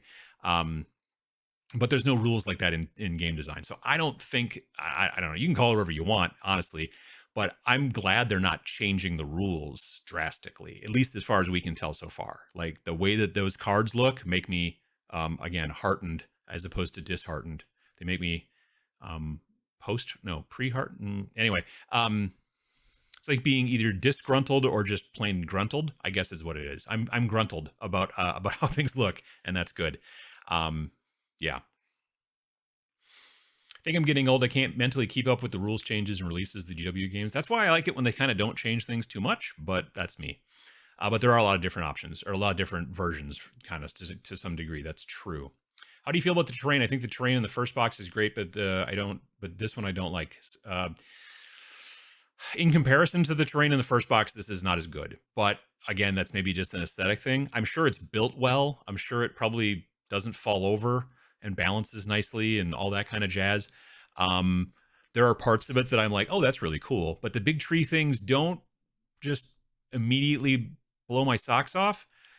But the terrain in that first box was still the same as like Kill Team. Like Kill Team 2018, the terrain in that box was amazing. The terrain in the 2021 box was, so it was good. It was fine. But it wasn't as good as the box, 2018. And that's not just me being nostalgic. I just really prefer, I still to this day, if I'm going to be playing a game that's sci-fi based, I still use my painted 2018 terrain because it's just really good. And I've painted not all, but a good portion of the 2021 terrain, but I still rarely ever use it. Same with the 2019 version of Warcry. That terrain is so good that actually I bought a viewer. I was talking about how I was thinking about buying another set of Warcry just for the terrain, and a viewer reached out and was like, I have the terrain and I'm not going to use it. Do you want to buy it? And I was like, yes. So I bought the terrain from them and they shipped it to me. So I have another set of the 2019 terrain that I'm looking forward to working on eventually. But yeah, it's just really good. I find cards handy for Flames of War. I mean, that's the thing. Some people like cards. I've never been a fan, but I'm not saying that they're a bad thing. I'm just saying it's not for me. But I know there are some people who just really like having all their stuff on cards so they can kind of see it. I like to just have like a sheet that has everything on it, and then I can kind of go from there. No more cards or single issue comics for me, says Matthew Sears. It also is a lot of storage. Yeah, exactly. I like the cards when I only need a handful, but once you get above half a dozen, it becomes hard to manage during the game. Also true. Yeah, true. It's part of why I don't play 40K anymore. It's hard to be engaged when it isn't your turn. People in my old group would actually go get a burrito when it wasn't their turn. Yeah, that can happen. I mean, you usually have to roll a lot of saves, if you're getting attacked a lot. But yeah, that can happen. We used to, back in the day, and this is not related to tabletop gaming particularly, but we used to go to back in the late 90s, we used to go to this like LAN center, like where you would go and it was all a bunch of PCs, gaming PCs, and you would pay hourly to sit there and play on, because it was the late 90s and, the internet wasn't that great yet. But then you could have like really super, great LAN party type things, but at this place that just rented it by the hour. And so it was at a strip mall and we would go play, and we used to play the original, I think, Rainbow Six, Tom Clancy Rainbow Six. And one of the guys in our group, we'd be playing, like we would all get killed and he would be the only one left. And we would be doing one of those like co-op, like terrorist hunts where it's just like you're playing against NPCs and you have to go through and clear out like a oil tanker, you know, or whatever. And we would all get killed. And then it would just be my friend Peter.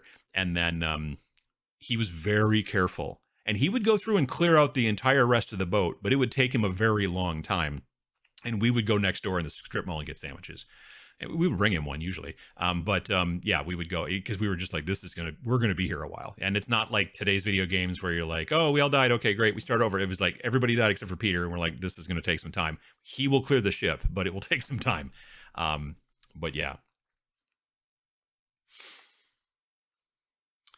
Heartened is okay, but encouraged, which means hearted, but with French roots would be more usual. Encouraged makes sense. Sure, I can see that. It's good to be gruntled. I like being gruntled. Just tried oil washes for the first time, and boy, I am totally sold. I get a lot of people telling me about oil washes. I should probably take a look eventually. I want to start doing a little bit more with enamel washes, though, personally, which I just found out recently are oil-based. I could have been lied to. There was a YouTube video that was like, or I was reading something about like enamel washes, which are oil-based. And I was like, wait, what? I have no idea. I'm no good at chemistry. So much easier, much quicker. Wash 10 minis and clean the excess off since the stream started. Awesome. Yeah, that's what I like about enamel wash is that you barely have to paint the miniature. Like you just sort of block paint the colors. There's no highlighting. I've done no shading and stuff like that. I painted a Death Guard Terminator that I had laying around and painted him just like his armor was cream color. Some of it was green, some of it was red, some of it was bronze, all that stuff, just block color, done.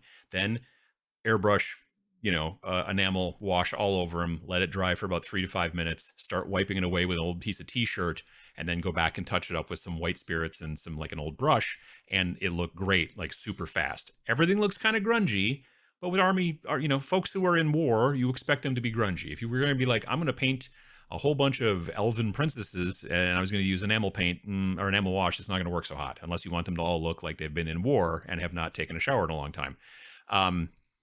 So there's that.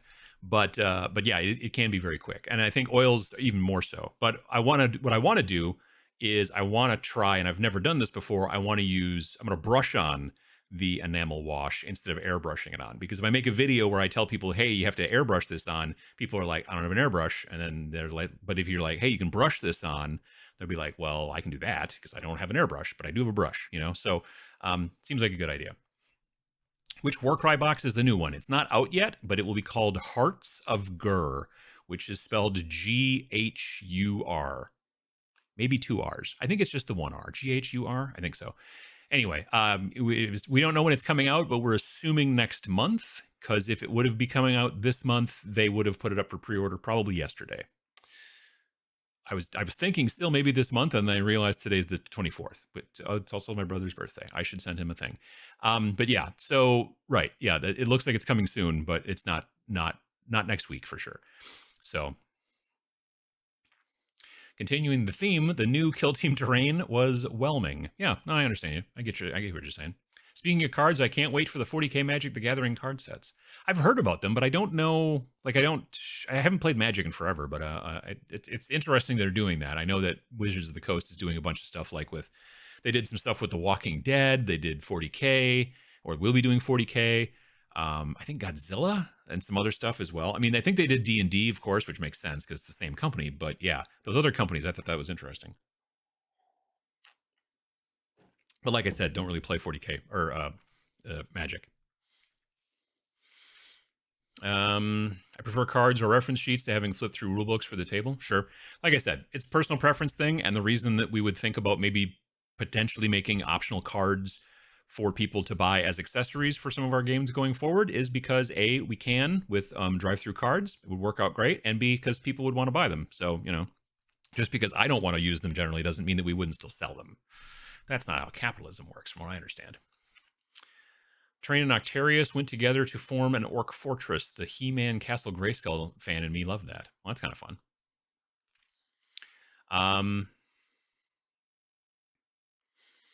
Let's see here. There's already a reaction system in Warcry First Edition. It's in Table of Contents 20, or Table of Contents. I've been working on our game layout, and yeah. It's in Toma Champions 2020, if I remember correctly, and you need to use a single for a reaction. I wonder if that's what they're going to do. I don't remember it, but then again, I didn't look super closely at the Toma Champions 20. Wait, did they have a Toma Champions 2020? Yeah, they did. That's right. They didn't come out with Toma Champions 2021 until 2022, though. That's where and then that was a COVID thing, I'm pretty sure. Custom notepad would be cool. So what's the difference between oil wash and enamel wash? I don't know. Honestly, I don't know. Chemistry questions? Summon the goobs. It's true. He's a chemist. Enamels and oil paints use the same solvent, but the actual paint chemistry is otherwise very different. I could have been lied to by a YouTube channel. That happens. And again, I could have read it in someplace instead. I think I was, I don't know. But it was just, I remember just being like, oh, and enamel washes, which are based on oils. And I was like, what? I'm like, I don't know if that's true or not.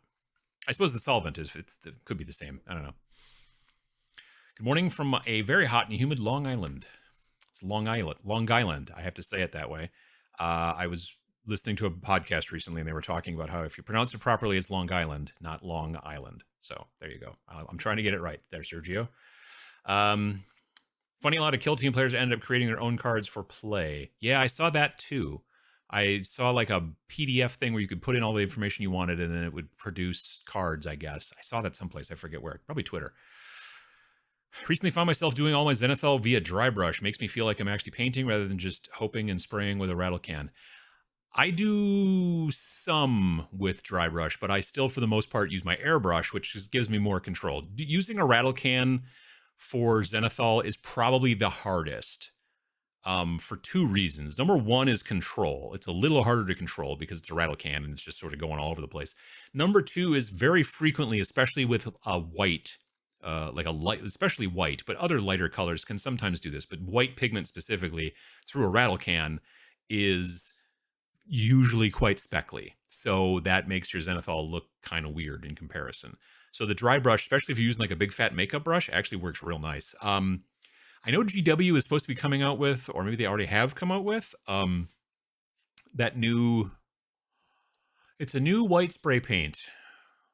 White Scar might be called, or because I know they already have Corax White. They're either, or Corax, I know they're either redoing Corax White to a new formulation, or they're making another white can that's called White Scar that is a new formulation. I don't know. But allegedly it's supposed to be smoother. So I don't know. We'll see. Again, I don't know if that's out yet or not.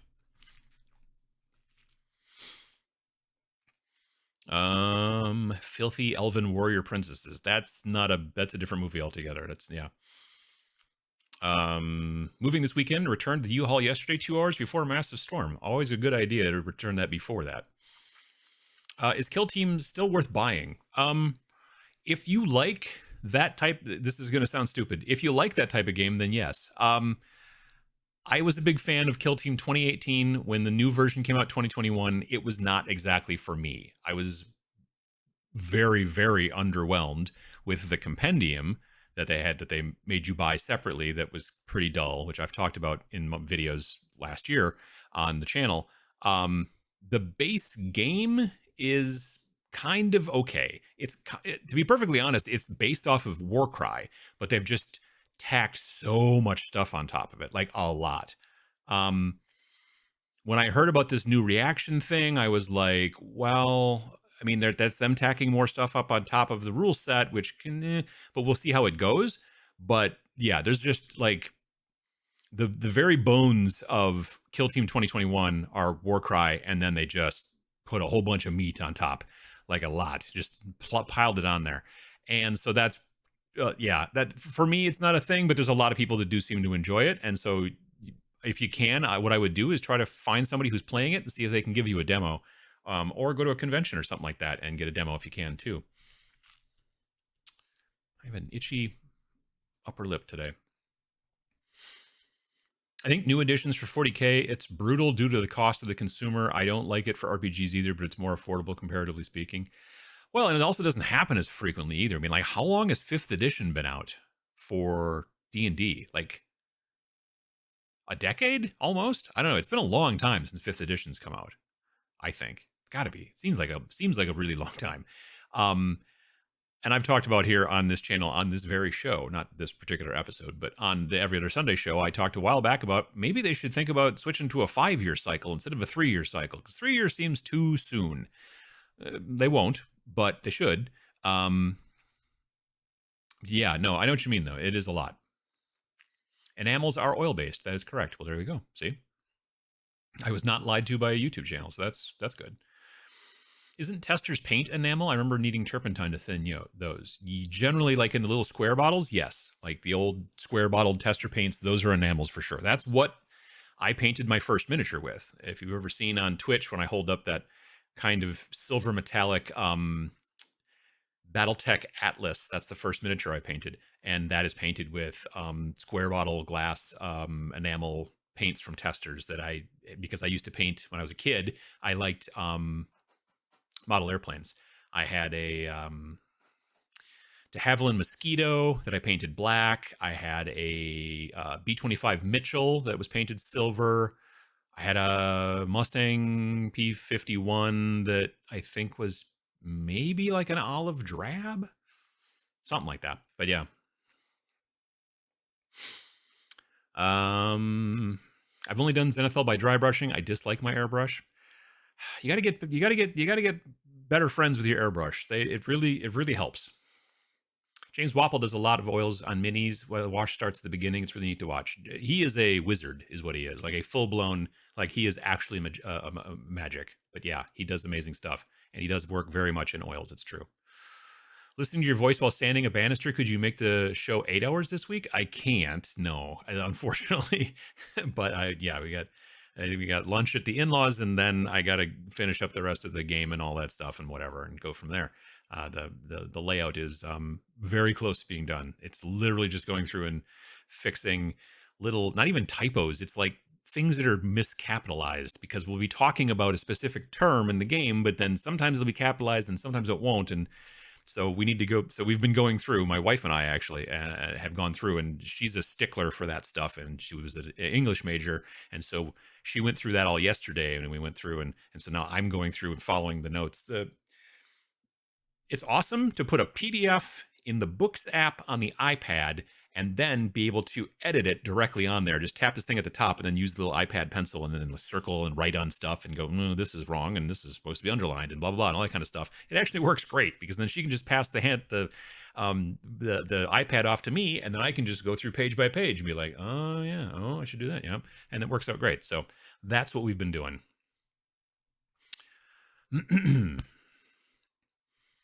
I adore new kill team. The biggest letdown is list building creativity. Yeah, that's a bummer. But it stays so balanced because the matches are usually interesting. My biggest problem with the list building, just in general, is, again, yeah, it does cut down on creativity there. And also the compendium things like, oh, you want to play intercessors? Okay, you can take 5. That's it. Just 5 intercessors. You can't mix anybody else into that group. Can't take some intercessors and a Hellblaster. You can't take... Like, it's just 5. One of them's a sergeant. He gets maybe like a special gun. That's like literally, like, that's it. That's not for everybody, but a lot of the compendium is like, you get these guys, they have no special abilities, they have no unique abilities or whatever. But then later on in White Dwarf, they're like, hey, but now the AdMech have all these interesting things, and you've got a medic, and you've got a guy who can make daiquiris, and you've got a guy over here who's got a telescope, and you got guys over here who can call in, orbital strikes, and you got all these interesting different types that you can use. But if you go back to the compendium, it was like, I don't know, 5 vanguards, why not? And then you can take maybe 5 2 rust stalkers. That's your entire group. And that was the thing that I don't like about it in comparison to the old version. And now in comparison to Warcry, you just get several pages of all the different Skaven ever, and then you'd be like, oh, I need one leader, and everybody else can just be like, I don't know, pile on a bunch of stuff until I hit 1,000 points, and I prefer that personally. Enamels are a totally different oil in comparison to oil paints. Oil paints are based on organic oils, linseed. I remember linseed from when I was in high school. We painted in oils when I was in art class in high school. When I got to college, I just did acrylics. Enamels are mineral oil based. Turpentine white spirit works as a solvent for both. Well, there you go. See, that's like the science right there. D&D 5th edition came out in 2014. There's noises about a 5.5 and people are complaining about the fast cycling between editions. They should play 40K. But yeah, 2014, you're right. So yeah, we're heading basically in, this is the 8th year of since 5th edition came out. Testers makes acrylics in those awful little glass bottles too. Not in the square ones though, do they? Don't they make acrylics in round bottles? But they're glass. Those old testers along with Humbrol tinlets was what I started with back in the late 70s. Nice. If they're going to make the rule books $70 and the codexes $55, I'd really like it if they were good for 5 years. Yeah, same here. I agree. You're not wrong at all there, Alex. What's the first time? That's the first time I've heard the de Havilland mosquito mentioned outside of working at the Now University on the site it was developed. Nice. My previous day job before I worked at Milk Can, my cubicle, I could get up from my cubicle, walk about 40 feet, open a door, go down some stairs, and I would be 50 feet from a de Havilland mosquito. I used to work at the Experimental Aircraft Association, and I worked in we had a museum in there, and actually there was a B-25 also. Like I would actually walk past the B-25 to get to the de Havilland mosquito. But yeah, I was the IT department. Well, when I was in IT technically, because the web department was IT, and then eventually got shifted over to marketing, which is where it should have been in the first place. But anyway, long story. Yeah, at that time, I was very close to the B-25, the de Havilland mosquito. We had a F4 Corsair. Also in that, we had like this one area called the Eagle Hangar that was just all World War II stuff. And then the other part of the museum on the other side of our offices was all kinds of generally non-military stuff. It was more home built and other kinds of airplanes like that. There was also, what's that plane? The Bugatti. Oh, shoot. It's a Bugatti. I can't think of the name of it. It's this blue plane that was developed by Bugatti previous to World War II, and then they hid it from Hitler, like in a barn for a bunch of years, and then brought it out after World War II, and it's still the original, the only one in the world, and it's at the Air Museum here here in town. Bugatti something or other. And I know you're like, no, Bugatti's a car company, and it is, but this was before that. This was the plane that they made. It's crazy. It's like this really crazy, super thin little blue plane, and it has 2 props on the nose that spin in opposite directions. It's wackadoo. Anyway, the book and card bloat is real. If we had more time between editions and new codices, we could buy more models. Cries and Daughters of Cain getting 2 codices in less than half a year. Yep, that's exactly. You're not wrong at all. I've been saying for a long time, it's better to buy models than books. Made a video about it just not too long ago, as a matter of fact. Plus, you can make some Grand Alliance lists with the Underworld warbands mixed in. Yeah. Biggest problem with Kill Team is that the movement shapes are arbitrary. Yeah. Ash brought this up. Why don't the distances that you move correspond to the sides of the shapes? Yep, you're right. I mean, obviously then they couldn't use a circle. Well, they could, I guess, if it was just one. I don't know. But yeah, that would have made sense too. 2020 video game on the brain. 2024 is the 50-year anniversary of D&D. They might want to capitalize on that. You're not wrong. Are you going to Gen Con this year, Adam? Yep, that is the plan. I am leaving not this upcoming Wednesday, but next Wednesday. So yeah. Aren't you in Oshkosh headquarters of EAA? Yep. In England. There will be somewhere where I'll be able to buy the print of the new Sci-fi game. Oh, I'm in England. Oh, gotcha. Danny, yeah. So some stores do buy it to have in stores, but for the most part, it's something you buy online. And the nice thing about the print-on-demand company that we work with is that the production facility, they have one in the United States, and they also have one in the UK. So people in the UK who order the game, it looks at the shipping address, and then it gets actually printed in the UK and then shipped within the UK. So it's actually far cheaper shipping than if it was to get printed in the United States and then sent to the UK. So Yeah, now the downside is I wish they also had a facility in Canada and Australia and all over the place, but currently they only have the 2 facilities, one in the United States and one in UK. So people in the UK and generally in Europe can get better shipping by when they order, because they'll just look at their shipping address and figure, oh, it's better for us to do this one. So yeah, but it will be available. I'll be making a video about it. They'll be marketing. Oh, for sure. But yeah, it's coming. It's coming out this very soon.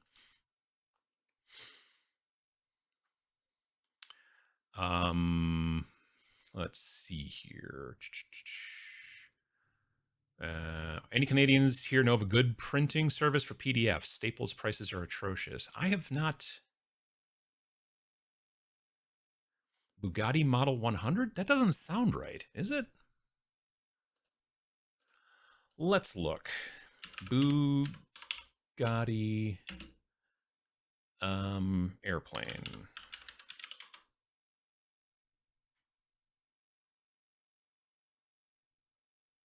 Oh, yeah, I guess it is. Bugatti Model 100. I don't know why I forgot that name.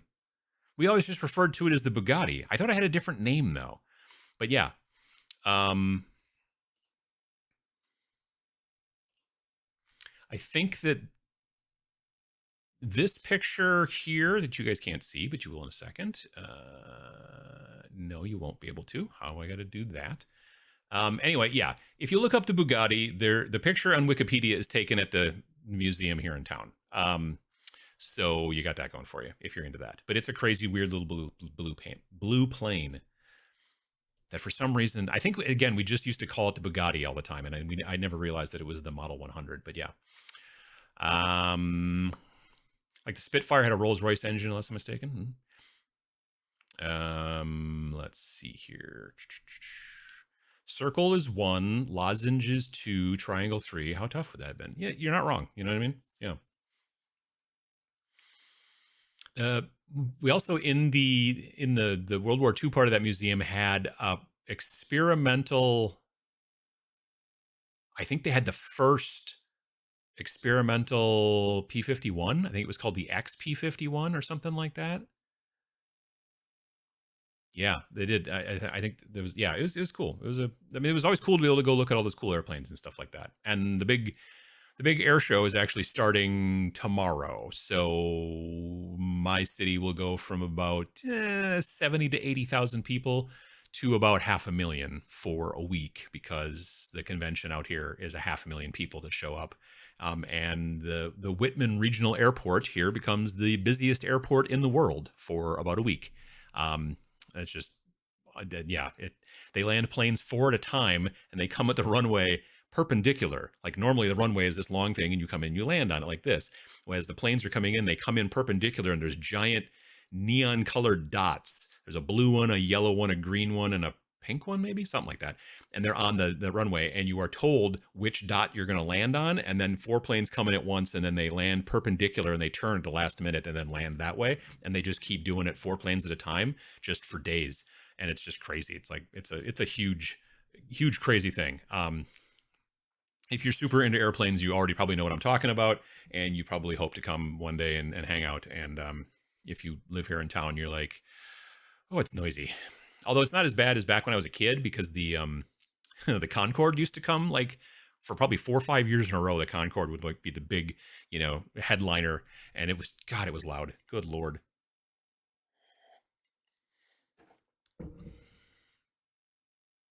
Thing looks like a missile with wings. Would probably be really squirrely to fly. Well, so a group came when I still worked there years ago. A group came and laser scanned the whole plane, and then they built one, and then they went to fly it, and then it crashed during testing. Now, from what I understand, this thing actually did fly, but it is pretty squirrely, and it crashed during testing, the replica that they made. So yeah, but I remember, like, because the offices I would in, you'd have to walk through not the World War II part of the museum, but the normal part of the museum, which is where that blue plane was in. And that's how you got to the rest of the offices. So it was a lot of, when I was in IT, there was a lot of walking back and forth through the museum, because you have to go talk to somebody in the other part of the building and all that kind of stuff. And I remember walking back and forth when these guys were laser scanning this plane. They had all this equipment and stuff, and they were just like doing all this jazz, but they laser scanned the whole plane and then built a replica, and then it unfortunately crashed during testing. So yeah.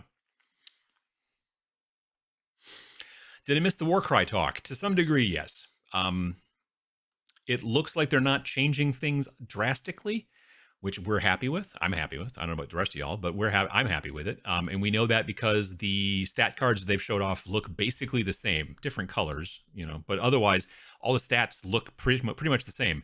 So that's very good news. If they would have showed off stat cards and you would have looked at it as a person who's played and go, I don't know what any of that stuff means, that's bad. That's kind of what happened with Kill Team.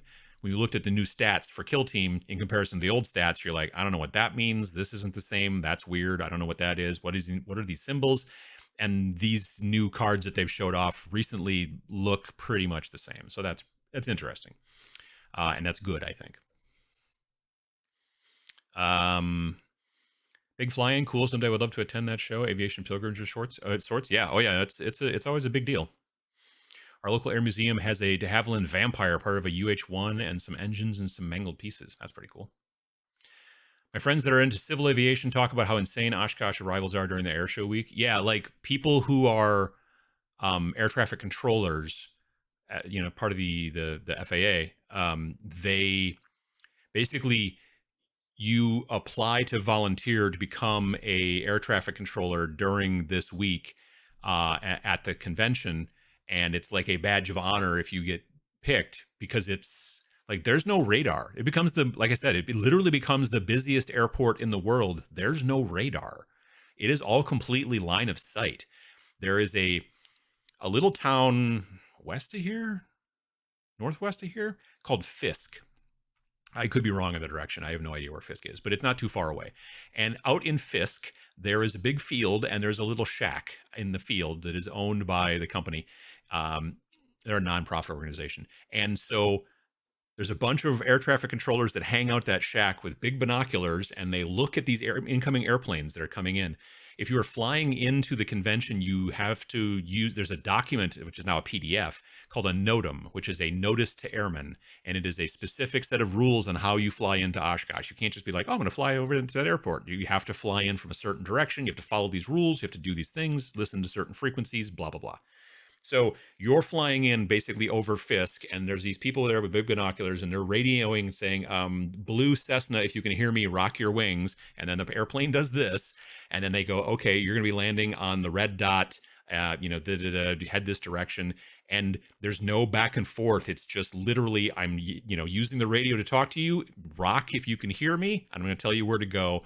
And they just do that from the hours of certain time to certain times, which is when the planes just keep coming nonstop. And then there's a big tower actually at the airport too, where they also do a bunch of stuff there too. But if you're an ATC person, you get to wear these bright neon pink polo shirts. I don't know how that became a tradition, but that's what it is. And so, yeah, if you get picked to come and volunteer, again, you're not getting paid, you're volunteering for a week. You just have stories to tell your other ATC friends for the rest of your days or whatever. And it's a whole thing. So yeah, it's crazy. I've never really been a big airplane guy, but I worked there for 8 years, and I've lived here in town since I was 4. So I've always been around airplane stuff, I guess. Yeah. BMW auto symbol is called a rondelle. Is it a rondelle or a roundel? Like, was there an O or U in there? Roundel? It's meant to look like a propeller to honor the airplane building routes. There you go. Gary Newman, the British musician, used to fly a Douglas dive bomber at air shows after he got famous. Lead singer of Iron Maiden has been to this museum several times because he's super into airplanes too. I don't work there. I haven't worked there in years, but that organization had a auction every Christmas, I think, if I remember correctly, because the organization also owns a B-17 that still flies. They fly it around the country on tours, and people can get rides on it and stuff like that. I've ridden the B-17. It's very cool. Anyway, it's like for 40 grand, I think, and it goes to the nonprofit organization, but basically you pay 40 grand and you can come to town for a week, and they will teach you how to fly the B-17. And then at the end you do a check ride, and then the flight instructor basically stamps your pilot's license or whatever and says, yep, you're certified for a B-17. And then again, you get to show your friends, check this out. Because otherwise you probably don't own a B-17. There's not that many of them flying anymore, but you can, for 40 grand, come and as a rich guy and get certified for the B-17. And I think that Bruce Dickinson, I think that's his name, right? From Iron Maiden. I think he came and got certified, but I don't remember that for sure. But I know he's been to the museum several times because he was friends, sort of, kind of, with one of the VPs back in the day. Because that VP was actually from England and was big into Iron Maiden when he was a kid and the whole thing. So yeah, it's very interesting.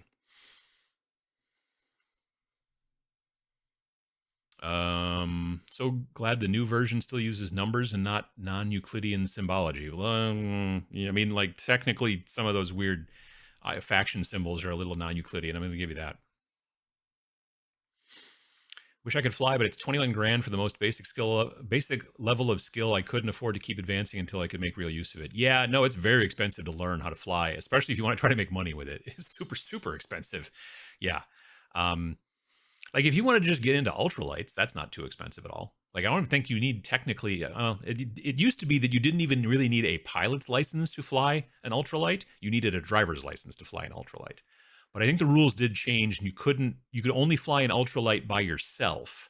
Like, you couldn't have a passenger in your ultralight, which kind of looks like, what does it look like? It looks kind of like a hang glider with a motor on the back. That's what an ultralight looks like. But they did change the rules some time ago where if it's still technically an ultralight, it has to weigh under a certain amount, and it only can have one person in it. If you have two people, then it is technically what they call a sport aircraft, and then that you do need an actual license for, but it's not as expensive as getting a regular private pilot license.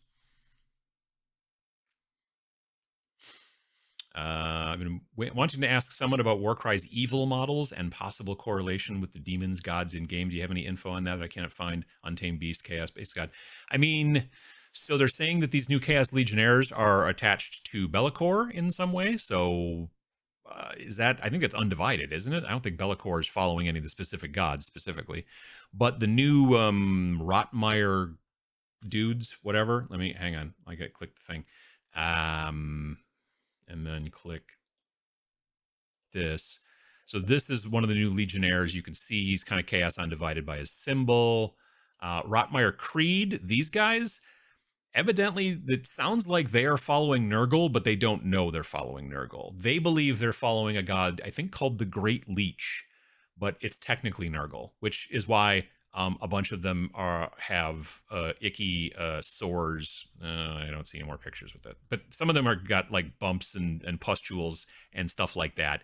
And yeah, so the Rotmeyer Creed are technically following what's his name there, Nurgle, but they don't realize that they are. So I guess there's that. But yeah, they haven't said a lot more about that kind of stuff. I have a suspicion that some of the different ones, like the Cypher Lords, they look maybe Slanesh to me, or something like that. I don't know. There's a lot of weirdness going on with some of them.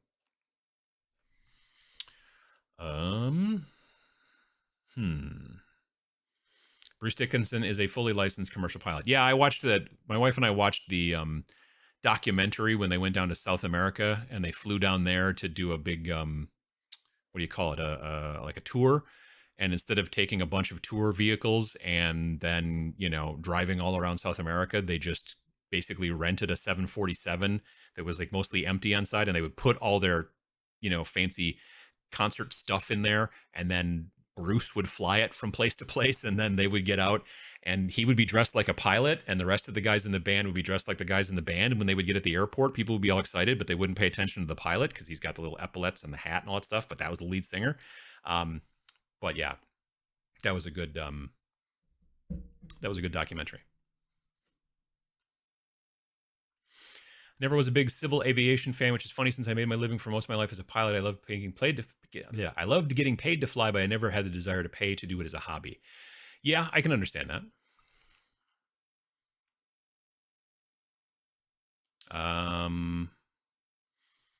Let's see here. Go-kart with a hang glider, kind of. Yeah. Zambies, how you doing? Here in Connecticut, we went to an air show in Oxford in 2020, and there was a B-17 on display that also flew at the show. Less than a month later, if we saw it crash and everyone was killed. Huge tragedy. Yeah, I heard about that. Yeah. The one that EA, the experimental aircraft, owns is called Aluminum Overcast, and they fly it around the country and do, rides and stuff like that. But yeah, it's You know, there's always that possibility, I suppose. Yeah. Ultralights can be flown on a light sports aircraft license, and what we call an ultralight now is vastly different. Yeah, it's been a while. Like I said, I haven't worked there since I worked there from 2007 to 2015. So, yeah. Hey, Uncle Adam, a few days ago, my wife asked me about your channel. I was left wondering what triggered the idea of Tabletop Minions in your mind. It was your original concept. Thanks. Like the name? So originally back in 2009, I was trying to start a wargaming club. And so I was trying to come up with a name for the wargaming club. And the name Tabletop Minions is just the thing that I eventually settled on. This is, by the way, before the Minions movies with the little yellow dudes and or any of that kind of stuff, or Despicable Me or anything like that. None of that stuff had come out yet. So I started a club, or tried to, here in town, and we were going to have like monthly meetings. And then the idea was that people were going to give little presentations at these monthly meetings, and then I would film them and then put them on the YouTube channel for the club. Well, as it turned out, two things. Number one, we only had monthly meetings a couple of times, and then it sort of... And two, I was the one that always had to give the presentations because nobody else ever volunteered to give a presentation. So there's that. If you go to the oldest videos on the channel, you will find some of the very old presentations of me sitting there at the comic shop talking about Primer and stuff like that. Anyway,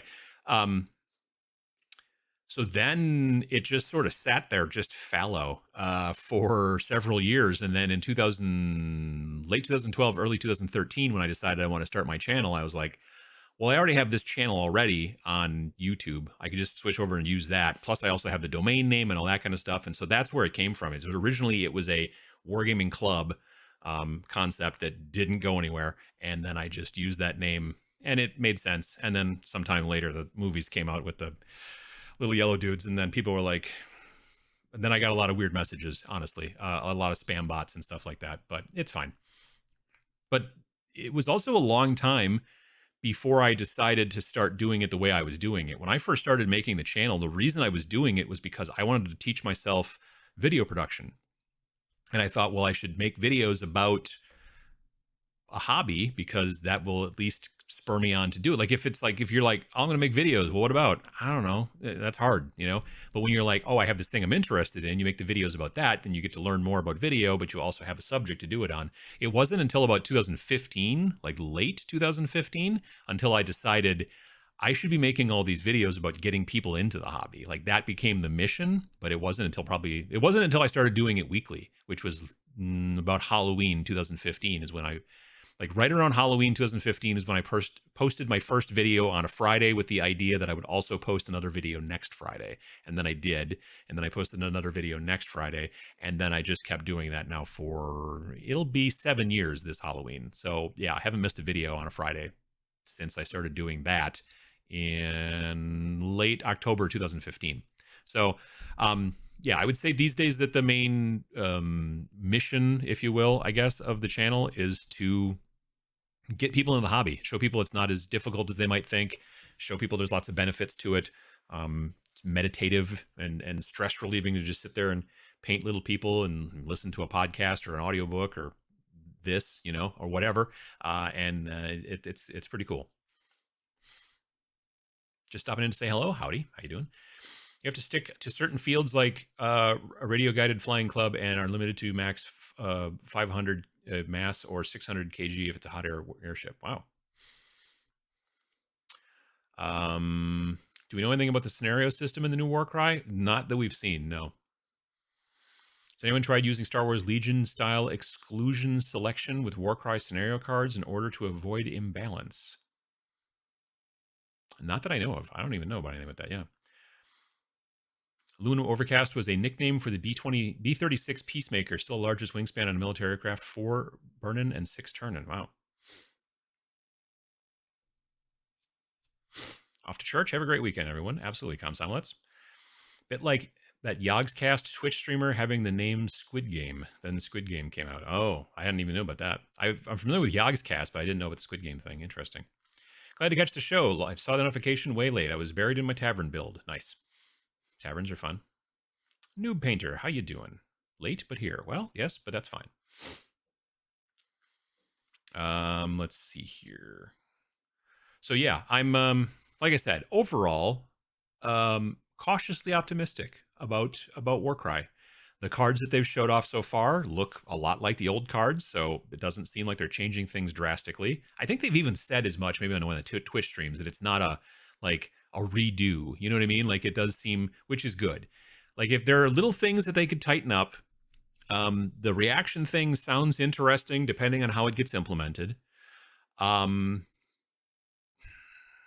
be interesting to see is if they decide to go through and start changing not just point values on models, but also even stats. Like, if they decided we don't want to change stats so that your old cards are still useful, we just change the points, that'd be cool. I don't know if they'll do that, but like, it's hard, I think, as a designer to completely base everything off of stats, or sorry, points. If you were like, look, here's the stat line for this Caradon Overlord, and he is overpowered all day long. We could keep making him more and more and more and more expensive points-wise until he gets to the point where he's kind of probably the right power. But the question becomes then, or would it just be better to make his stats not so dangerous? You know what I mean? And I don't know where the line gets drawn in that. It's kind of tough.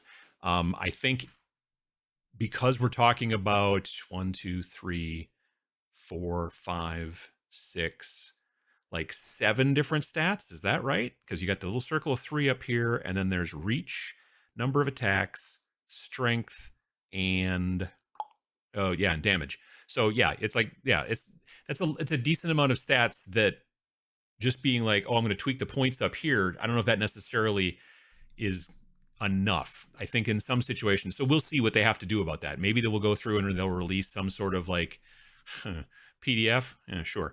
They'll release something and be like, oh, here's some things that we've had to tweak because they were just too overpowered or too underpowered, and even just a simple points change wasn't going to be enough. It'd be nice if they kind of did some of that stuff too, but we'll see. We don't know. At least as far as I know, we don't know.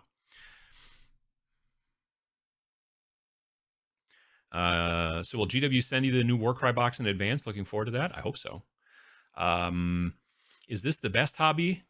It is the best hobby, in my opinion, according combining socializing, crafting, reading, game playing, etc. Nice. Yeah, I agree. Working on a Storm Fiend for Skaven Warband. He towers over my Plague Monks. Yeah, he's a big model. He's a lot of fun. I've painted one of those on Twitch. He was a lot of fun. Question, advice needed. Which Warcry starter box would be good to start, either with just me or to include my stepson, etc.?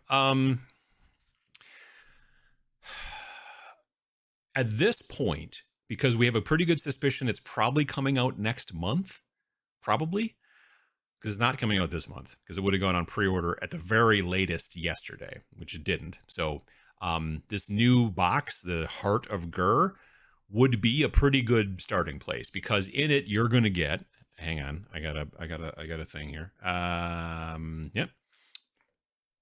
And then I go here and I click on this and I go here. Do we have, yes. So you're going to get in the box all this stuff. So you get a 22 by 30 board, you get all this terrain to build, and you get 2 forces. Plus you get, here's another thing, what's in the box. So here's the models you get. There's 1, 2, 3, 4, 5, 6, 7, 8, 9, 10 of those guys, the Horns of Heshut. And then you've got 1, 2, 3, 4, 5, 6, 7, 8, 9, 10 of the Rotmire Creed. Then you get the core rule book. It's pretty cool. And then there's the Warband Tome, which will be probably the stats for these 2 warbands plus specific scenarios for this group or something like that. You'll get cards, fighter cards, the board, dice, the whole shebang. We have no idea how much it'll cost. I don't know. That we don't know. $250 maybe? I don't know. It's hard to say. Maybe less.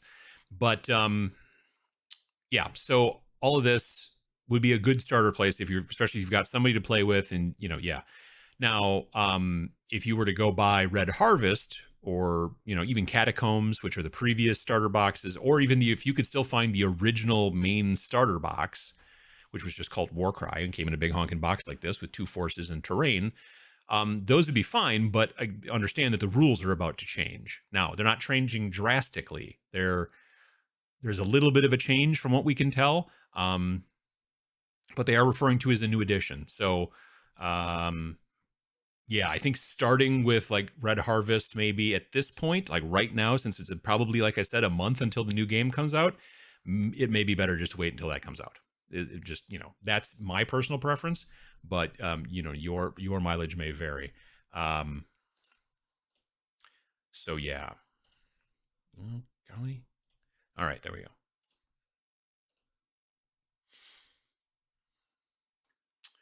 I have a Monogram B58 Hustler in 148th that I must unload. Nearly as big, not quite. Yeah, it sounds like a big model, yeah. Painting my Land Raider Crusader and listening in. Nice. Hoping for more Cities of Sigmar love and New Warcry. Yeah, I agree. I think that would be cool.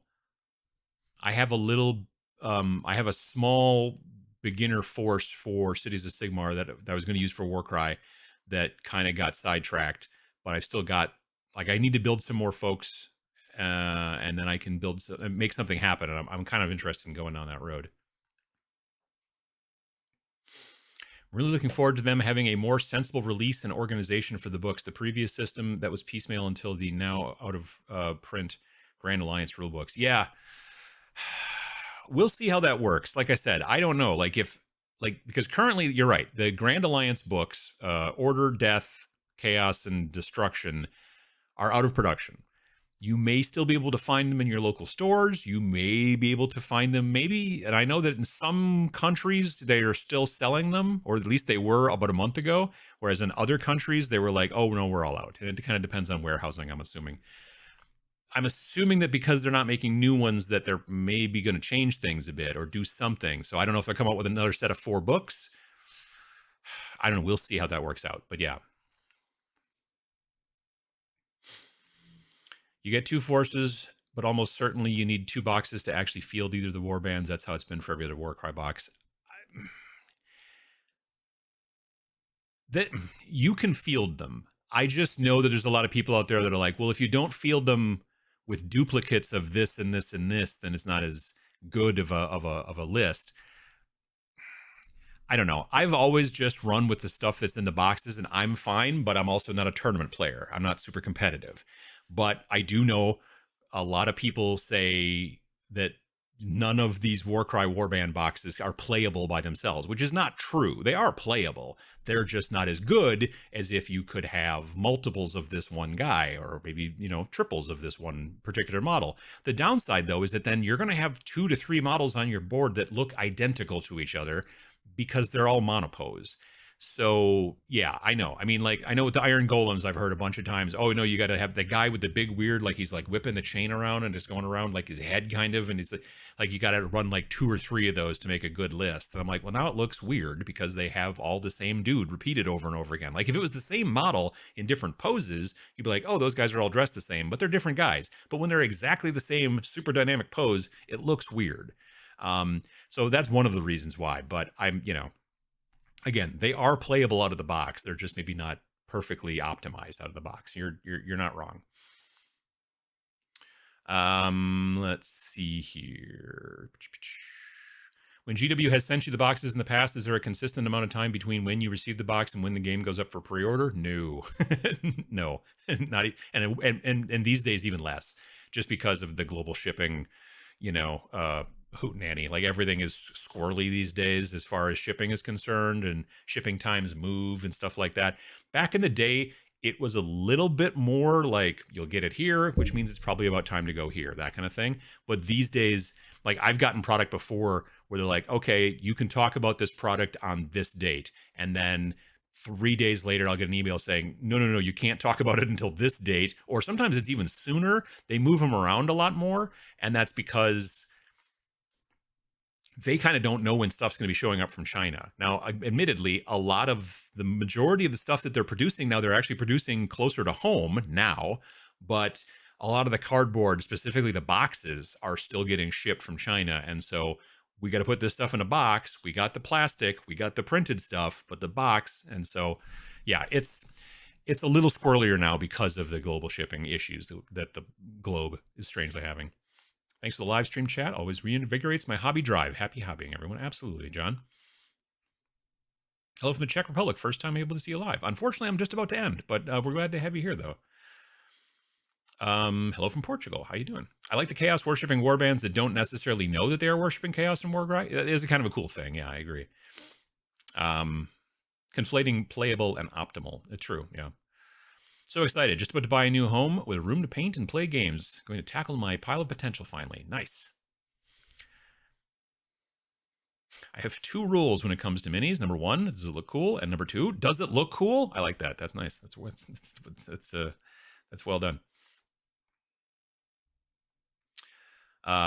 Let's see here. Just about to buy. I read that. Let's see here. Box lists are also super easy to teach players. Only a few specific models to teach. Yeah, that's true too. Yep. This is why I love kit bashing and bit swapping. Yeah, you can do some of that, but it's kind of hard sometimes with really dynamically posed models. Like, you really have to do a lot of work if you want to kit bash them to make them look different than the other one if you get 2 of them.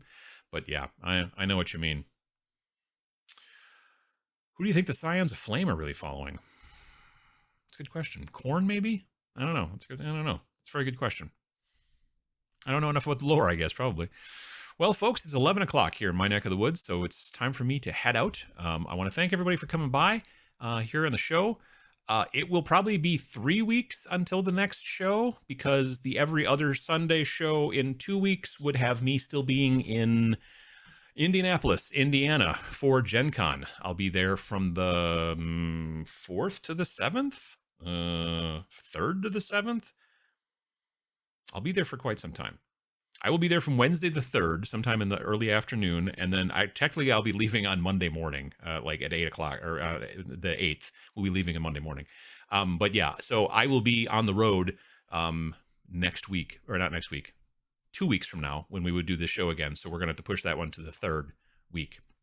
So it'll be the 14th will be the next time that we do this. And the upside to doing that was because then if we switch it to that schedule, then the Nova Open will land in between 2 in the new schedule, so there won't be another disruption towards the end of the month. So we'll just do that, and it'll be great. You folks will miss me. I'll miss you.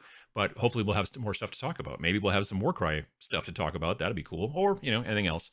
We got that going on as well. But yeah, so if you're going to be at Gen Con, I might try to do something. I might post a thing for a meetup or something like that. Keep an eye on Twitter. Keep an eye on Twitter.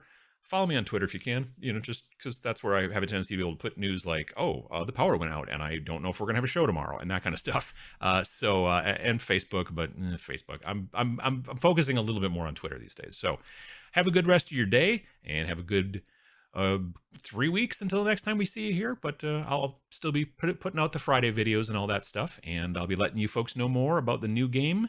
It's coming very soon, and I think that's pretty much it. I have to find the button. All right, there we go. Have a good rest of your day. Thanks for watching.